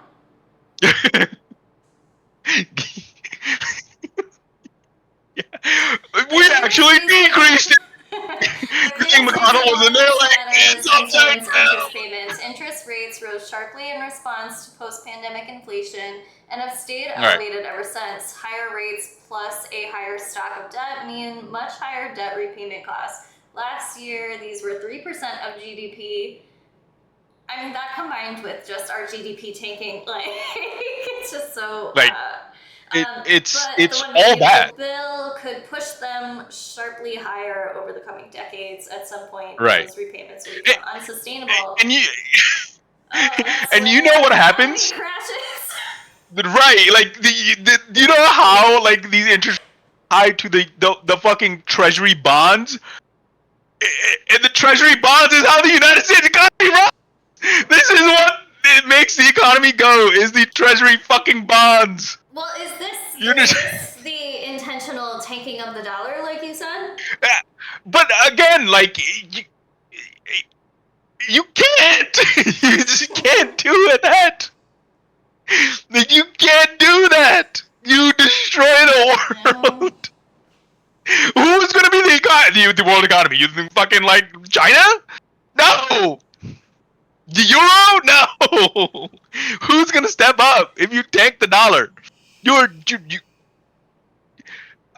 what? What is this thinking? I Oh mean, this my is god. the same thing that we've been looking at a few times. This change to household incomes.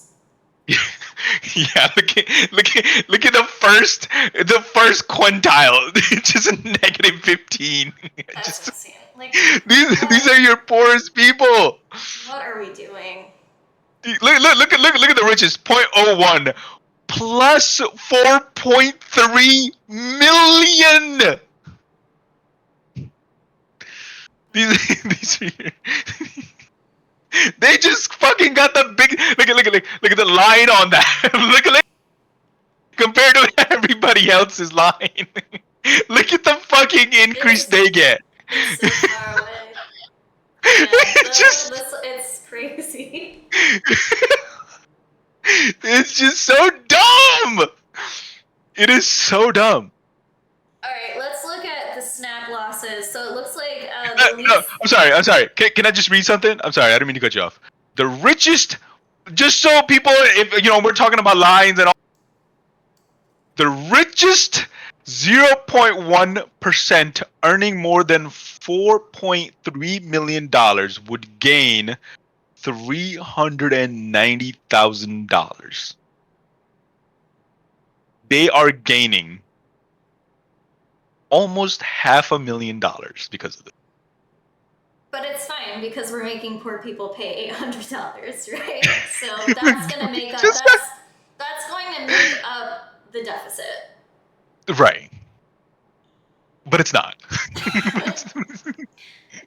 But it's not. Why am I laughing? This is tragic. You can't. What am I gonna cry? You're like panicking over there. It's like the Joker. Like his life was so shitty. He just started laughing and he couldn't stop afterward. Alrighty, so it looks the like Republicans of the United States just gave the richest people almost $500,000 in a bonus, while 12 million people lost so much. So much. It is. I mean, this figure is just so sad. So for the lowest, it says it right there, the $16,999, they're earning that or below. They would lose $820. Jesus. And that is 5.7% of their income. Yeah. As opposed to $390,000 being only 2.8%. Those are like right. $820, like that's like a car repair. And that's like over 5% of these people's income, and we're taking from them. Gee, what country do we live in? Where do we live? How could they read that and go, yeah, this is what we want? Where is Mike Johnson goes back and has to answer to 40% of his population? I don't understand how Louisiana votes for Republicans. I know, like New Orleans obviously isn't the whole state. Yeah. But it's like we get fucked over that bad, and then still. And then you still go. Yeah. I mean, but look at that example I just gave you. This guy's wife's locked up, and he still goes, "Yeah, Trump is my guy." I don't know. Did he give any sort of justification? Like, is he not No. sad about his wife? The guy was fucking smiling. He's like, "Oh, I hope she comes back." Okay, all right. Poor lady. Like, don't be in. No. She's MAGA too. She's super MAGA. Okay. Well. Okay. Not poor lady. Never mind. Not poor lady. Not poor lady. But go ahead. Get your brains checked, y'all. I don't know what to say. Oh, the green.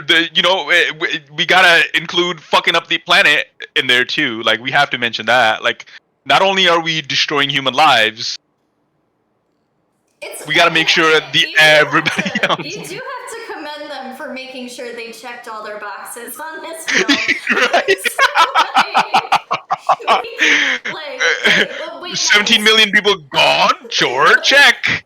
Yeah, like okay, guys. The planet to a crisp? Check. We fucked over the poor people. We're gonna tank the economy. I just feel like we're forgetting something. Guys, the environment. We have to, That's right. We're not doing enough. We're not, like, it's just going to be a little too, the air is going to be too breathable. We have to do something about this. They walked outside and were like, hey, crank it up more. I can still breathe. I can still smell it.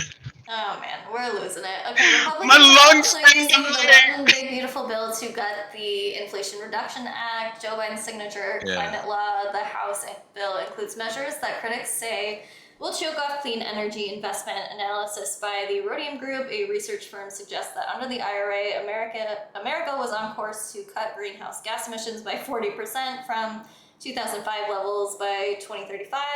A de facto repeal would reduce that by more than 10 percentage points. Cool. It's like you don't care about that. The changes could hit utility bills too. There we go. Hey, I want to see that chart you have. It better be all red state. I need it to be. I'm sorry, I don't care. I don't care. I want it to be. That's fucked up, dude.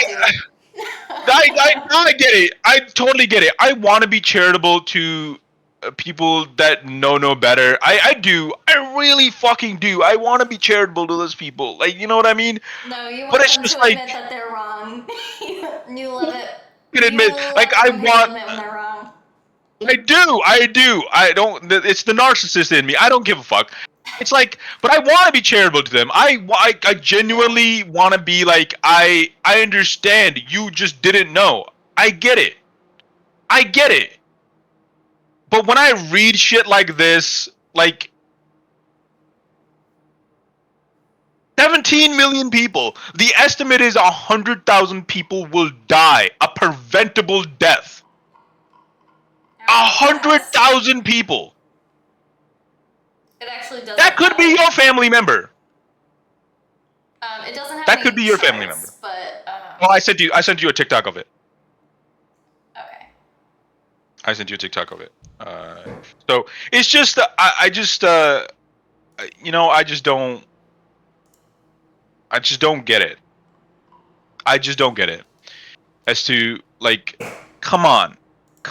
We had to have seen this coming. Like, I saw this coming. You saw this coming. We tried our fucking best to tell people this was coming. we need to do more, though. We need to be more politically involved. Yeah. Because this isn't. Though in one of my video TikToks. Are you saying this was preventable? How? No, I'm not saying that. I'm just saying, like, we should. I don't know. I've been thinking a lot about this lately, but still haven't, like, come up with any ideas. Just because, I don't know, a lot of times on our TikToks we get, or at least I do get responses like, we should be raising hell, you know, like in the streets or whatever. I'm like, what does that mean? What does that look like? Like, what? Yeah. What is raising hell? Like, and how do we make, like, you know, what effect is it gonna have? Like, let me that and ask people to respond and see what I get. I'm 100%, but I mean, like, there was raising hell against the ICE protesters in LA. They called the fucking Marines on them, and they just got shot by less than lethal bullets. Yeah, right. I mean, people lost eyes. You know, they lost eyes. Shooting journalists. I mean, I'm not Yeah. saying that we shouldn't do it and figure out. No, I'd be down there. I don't give a fuck. Like, I'll put on a goggles to protect my eyes, you know? Like, I'll take a non less than lethal bullet. Like, I'll put an extra padding and go out there. I'm down for it. Like, not just saying that, I'm down for it. a blue state where I don't see a lot of that shit happening. ICE is around here near me. I've heard stories, but just because we're in such a docile blue state, like there's not really these massive protests happening. Can do something. I want to do something. Like what? Like, dude, can't. I don't know. I mean, we are doing our part, sort of. We do this. We try to talk to people as much as we can. I try to at least keep my friends informed. Well, true. Whether they listen or not. Information is power. I mean, being informed is powerful, but yeah, like whether they listen or not is up to them. It's a genuine question. I'm out here like, what does raising hell mean? Like, what? Yeah. Can we what can we do? Like, Yeah, I deal with it all the time. I think about it all the time. Yeah, 100%. Like I wish I had these ideas, like some fantasy like heroine, but it's like that's not real life. I don't know. Like yeah, you wish you were Robin Hood, huh? I need these people in the comments who are like, we should be out there raising hell. Like, okay, tell me what you mean. What are you talking about? Where is this hell and how do I sign up for it? I'm trying to raise the hell. I don't know how. I'm just a regular guy. I'm just a regular person. What do you want from me? I grew up in Connecticut suburbs, like in the empty town of 3,000 people. Like, I don't know. I've never seen people raise hell before. I guess that's not true, because in Summers, Summers has the penitentiary, and when Connecticut still had the death penalty, they put people to death there. So when I was a kid, I used to see like people would like walk down my street protesting that. Oh, really? yeah, it was interesting. Yeah, but is that what radicalized you? Is that what radicalized you or no? Yeah, I've been against the death penalty ever sinse. No, yeah, it didn't make me. I mean, genuine question. I am against the death penalty, but it's a genuine question. What radicalized you to be who you are? Like, what event you was like, yeah, this world's fucked up. I need to like be more empathetic, because that's a thing that happens to people. Because apparently, there's a lot of people in this country that hasn't happened to. I really don't know. I mean, my parents aren't necessarily... Like, how did you get to be like, I want to help other people. I want to be, like, I don't want people to be jailed. I guess, like, what got me into, like, wanting to know more about, like, social work and pursuing it as a career path is that, like, my dad's adopted, so I always thought that process was interesting. So I kind of wanted to learn more about that. And then just kind of learning about that, I got into more, like, left-leaning kind of stuff, and then obviously went to college, and that was all, so I guess from that, but I don't feel like that's, like, oh, that's the thing that did it. I don't feel like I have a thing that did it. I mean, I don't, like I said, my parents aren't necessarily, like, I wouldn't say they're super liberal. I think they're more liberal now than they've ever been because of just what, society is now. But they've always been, like, they've never been, like, these right-wing. Super, like, right-wing people. Like, I've always, I was always taught, like, basic stuff, like, when you speak to people, you have to think about how your words and your actions might affect them. Things like that. Yeah. Like, I don't want to give them too much credit, but, like, I was raised to, like, see other people as people. People, I don't know, I mean, I like... It's like an ongoing thing. I don't think there was one thing that I was like, that's fucked up, I'm a liberal now. No, like, but I feel like that's enough, right? Like, as a parent, like, you want to raise your kid, go, like, like, hey, other people are people too, just because, like, when you're out there, don't embarrass us. Like, I mean, right? Yeah. Yeah, I don't know. I don't know. It's not. What about you? What radicalized you? Okay. I think part of it. No, well, I don't necessarily I don't think this is a competition, but probably is better. But I'm just I'm just kidding. I'm kidding. No, I'm kidding. But I think just being a immigrant in this country, like you see you see it, right? You just see. I don't want to say the ugly part of America. Like you just I don't know. Like you see how hard you have to work to achieve half of how the saying goes. Like a lot of when you're a person of color, you have to do twice as much to get half as much, right? That's the saying, right? You see that. Just being a kid and trying to always help my parents with I was fucking 13, 14 when I came to this country, and I knew English, but I fluently started speaking English when I was maybe 15.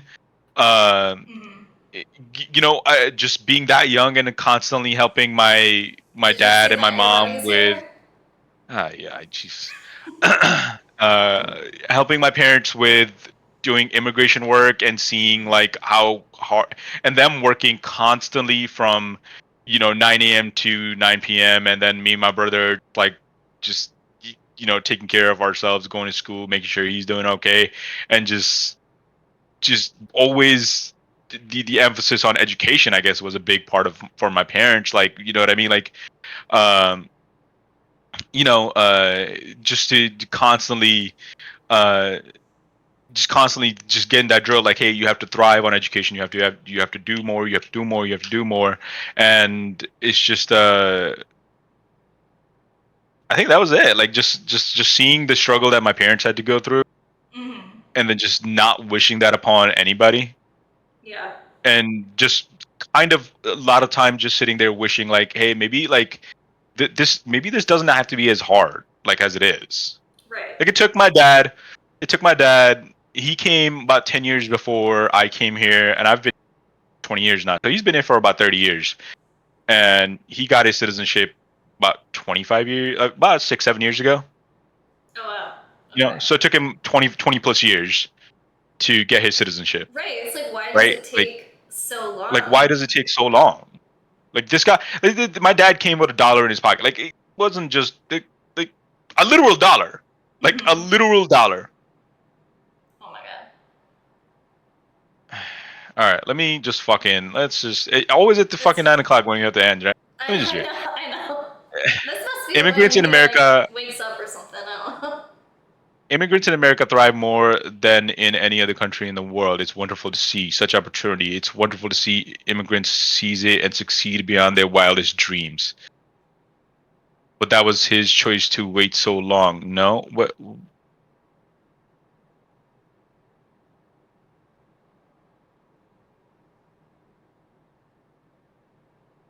It took a long time until he got his green card and then on to his citizenship. It was a very long time. It was a very long time. And that process is still a very long time, even after you get your green card. I think it's a long time for most people. There's certain avenues where it might be quicker, if you're coming to work for a certain place or if you marry someone, but the process is long. For the most part, it's a very long process. But again, about 20 years, and my dad started working day one, and my dad has an amazing story.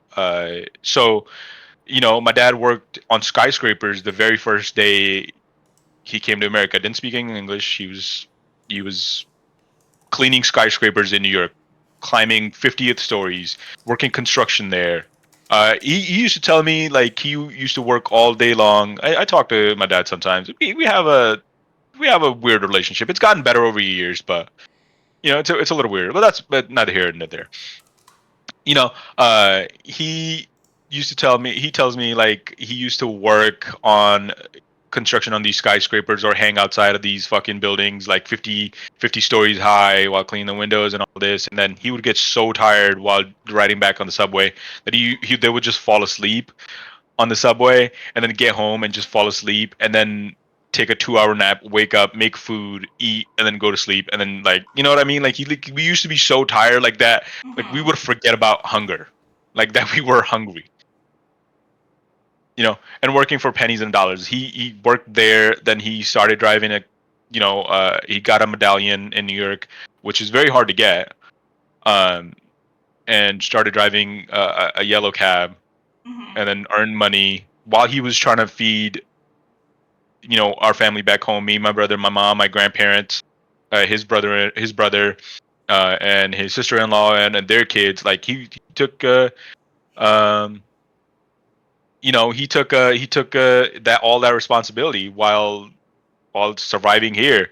Did that, then did the yellow cab, then started working in a car wash, did that for a while, then he got an opportunity Working to constantly. I mean, yeah, constantly. And then he got an opportunity to move to Amherst, Mass, worked in a pizza restaurant there with his cousin just to get out of New York, and then saved up enough money, was able to afford buying a restaurant in a 3-way partnership. Then he worked there for about 3 years. Then we came, and then it became a 2-way partnership because one of the partners left. My dad bought him out. Then my uncle left, and my dad fully paid for his partnership. My mom and my dad would then work there. Then I would work there in high school some days when I could, in the back, working in front of a fry leader in like a 100-degree heat with no AC on, and just being in front of that grease and that heat the entire day, standing on your feet for 9 a.m. to 9 p.m. Yeah, they worked incredibly hard. That's insane. Not even me, just my parents. They worked incredibly. I did that too. I did the too, but not as much, of course. Yeah, I get what you mean. Working anything for 12 hours straight is exhausting, and having to do that every day with no breaks. Doing it every day. Doing it every day. Every single day, doing it every day. It didn't need to be that hard. Obviously, I've never had any sort of personal experience with that, but it always seemed to me almost like immigrants like sacrifice like that their generation for like the next, like it's like almost like a full-on sacrifice of themselves for like everyone coming forward. And I mean, like you said, why does it have to be that way? Why can't people just come here, make honest livings, and have families and do well? Yeah. Like, that's what we should be striving for, not that people have to come here, sacrifice a whole lifetime almost, and then just so that their kids can have an opportunity, Yeah. He's from India, Liberty. Yeah, and he could have really stayed. No, we can. There's a lot of other countries that people can do this as well. It's also like, again, I mean, why are we going to hold up this self-sacrifice on a pedestal and say America's such an amazing place, and not ever question, like, can we do this better? Can we make people's lives better? Because overall, when people's lives are better, the country's better.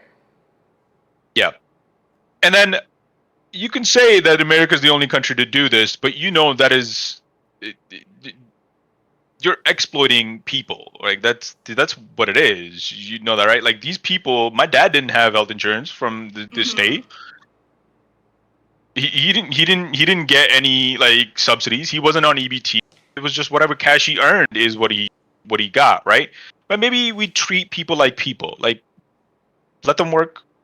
They want to come to this country. They want to work. Right now, they're like, we are demonizing the shit like out of immigrants, right? Like, you can talk about America being the greatest. Well, there's immigrants in Europe. They get health insurance. There's immigrants in Australia. They get health insurance. They get treated like people.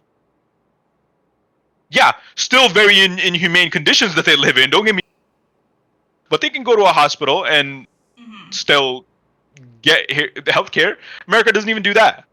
Where is this great America that we're talking about, right? Like, and again, I have high praises for America because everything I've earned it's come from this, and and I'm very thankful of that. But again, when we're talking about this, can this process be better? Are we doing everything to make it better? No. What we're doing is kicking 17 million people off. Yeah, we're regressing. I mean, we've regressed 17 million massively. people off of insurance. My dad's probably a millionaire, but do you think, like, okay, but he's not. He's not. But do you think somebody that's worked 12 hours a day every single fucking day of his life for 30 years, he should be a millionaire by now, right? Like, you would think that?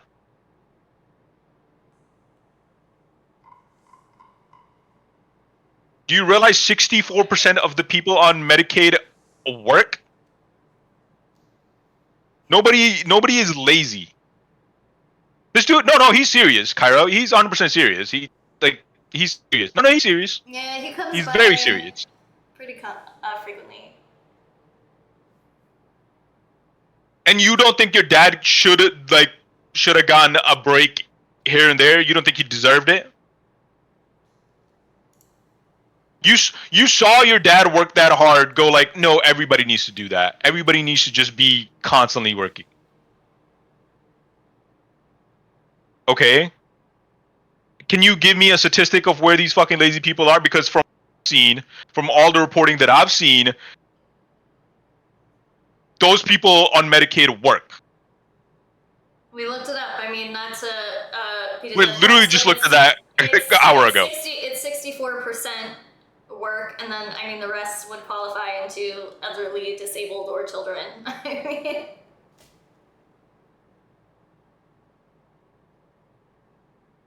mean, we're not arguing against hard work. We're arguing against hard work never amounting to anything, or working hard and not being able to pay your rent or feed your kids or go to the doctor.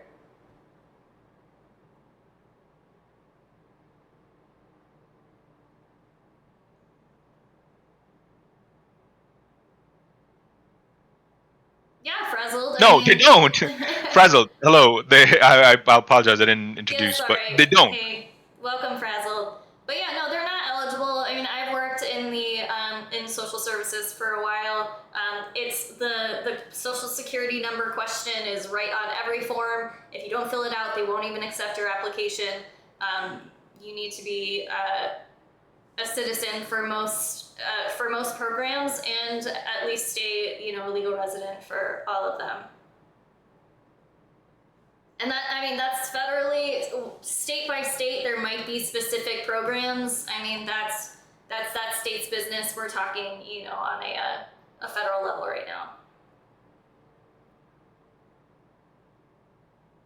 Yes, California does have its own rules, but also California is the fourth largest economy in the world. I mean, they have the money to implement implement their own legislation. They can do that. I mean, whatever is available to them, California pays for it. The federal government does not pay for it. Yeah, federal government, Medicare and Medicaid, illegal because nobody's fucking illegal. Undocumented people do not get Medicare and SNAP benefits. They do not. I don't know where you're getting that, but they don't.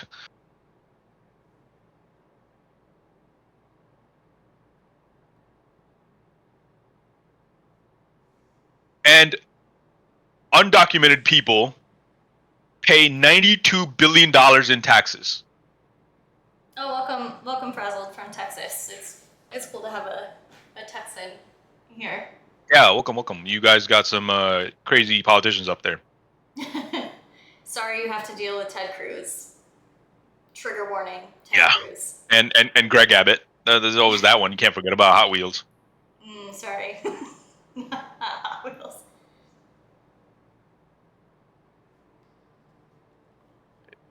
But yeah, I mean, I think that's a good point, though, that, it gets confusing when, you're trying to go straight to the source. You're trying to listen to, politicians talk about their policies so that you understand what's going on, and you're not trying to get all this biased stuff, so you listen to them talk, and they're telling you things that are blatantly untrue. And you're just like, of course, people are going to tune into Trump, listen to it, and hear him say there's millions of dangerous criminal illegals, and we're paying for their housing, healthcare, and food, and people are going to get mad about that. I mean, of course. But that doesn't mean it's true.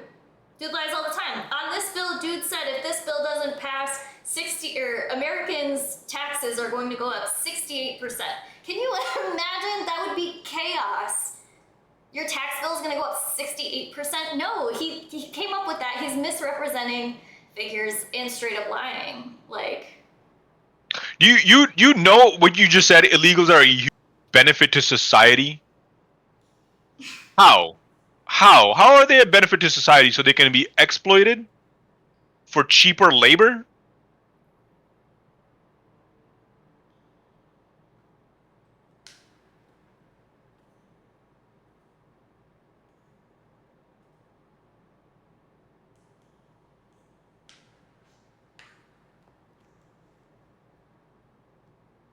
Yeah, you know they don't get the same money, the same hourly wages as documented people do.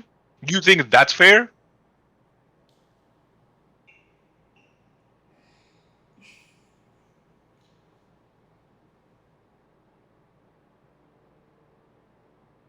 Like it's just you don't see that it is an insane thing.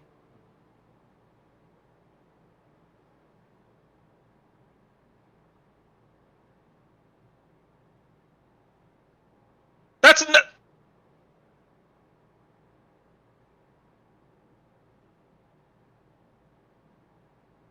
okay, Frazzled.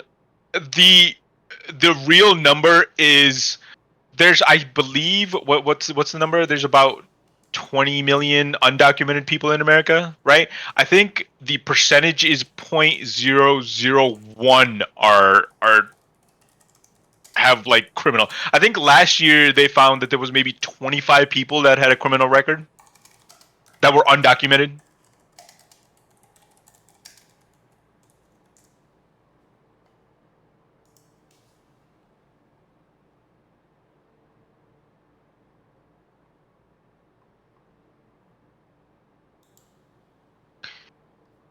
I think Fox News or what's the other one? Breitbart.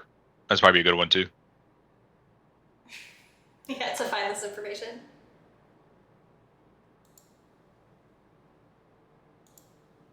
It's the number is like astronomically small. Like it's literally like 20 people. It says undocumented immigrant offending rate lower than U.S. born citizen rate. So.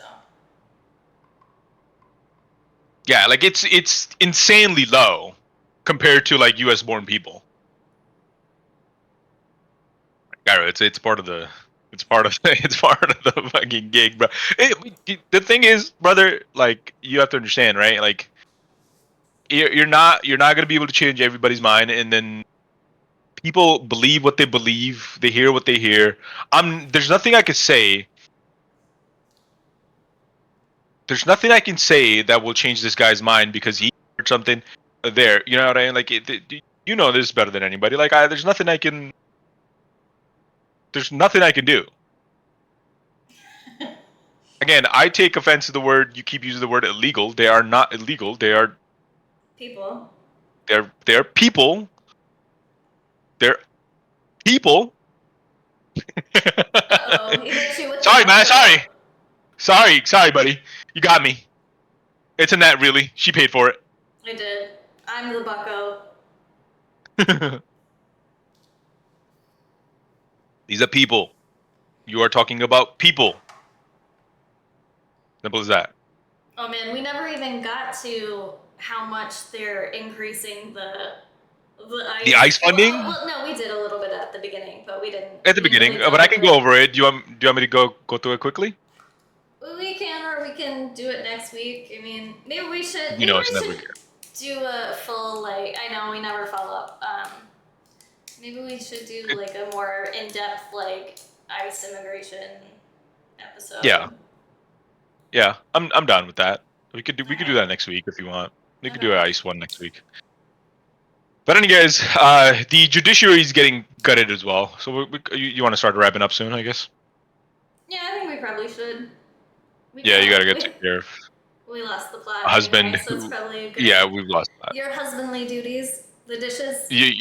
No, I done the dishes. I was talking about you. You gotta go take care of Oh yeah, my. in a medical crisis. And my husband is out there dying of pneumonia. Poor guy. Pneumonia. You make sure he's all right. You know. I haven't heard him cough in a little bit. Hopefully he's okay. Check up on that. Coughing is good. Keep coughing. You gotta get it out, you know. You gotta get it out. But anyways, you guys always come so late. But again, we start at 7 o'clock. I know. The point is, nobody is illegal on stolen land. It's just as simple as that. At the end of the day. Time should we start this at 9 Nobody. and then just go till like? I guess we just go till midnight and then. Maybe, I guess. Fridays are fucked forever, but it's okay. Yeah, no.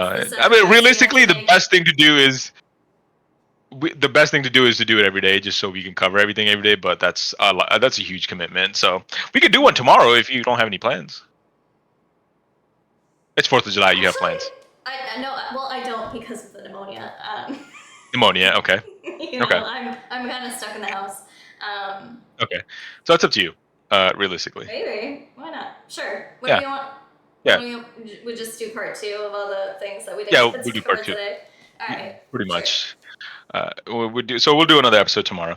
But I think again.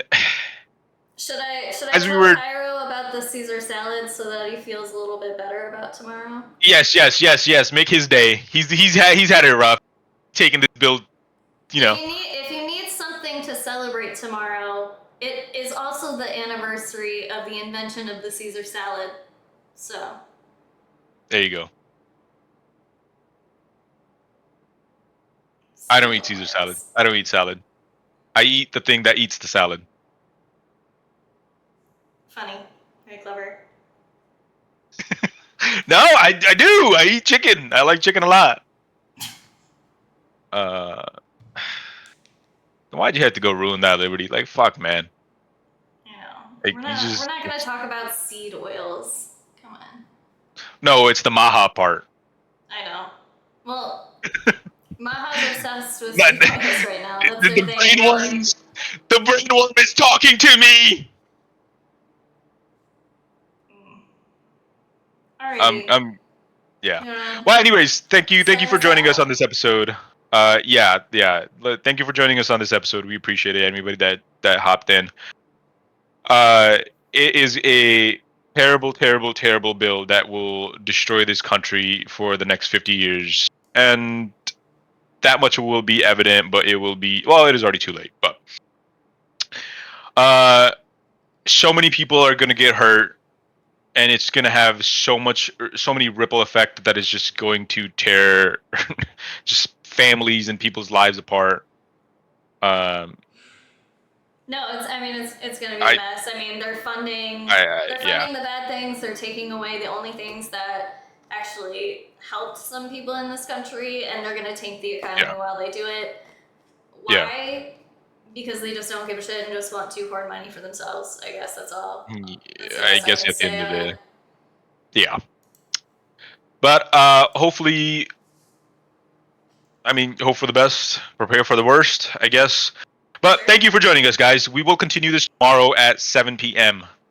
Eastern Standard Time. We'll see you tomorrow. This is ATF, Nav, and Annette. Follow us on the social medias.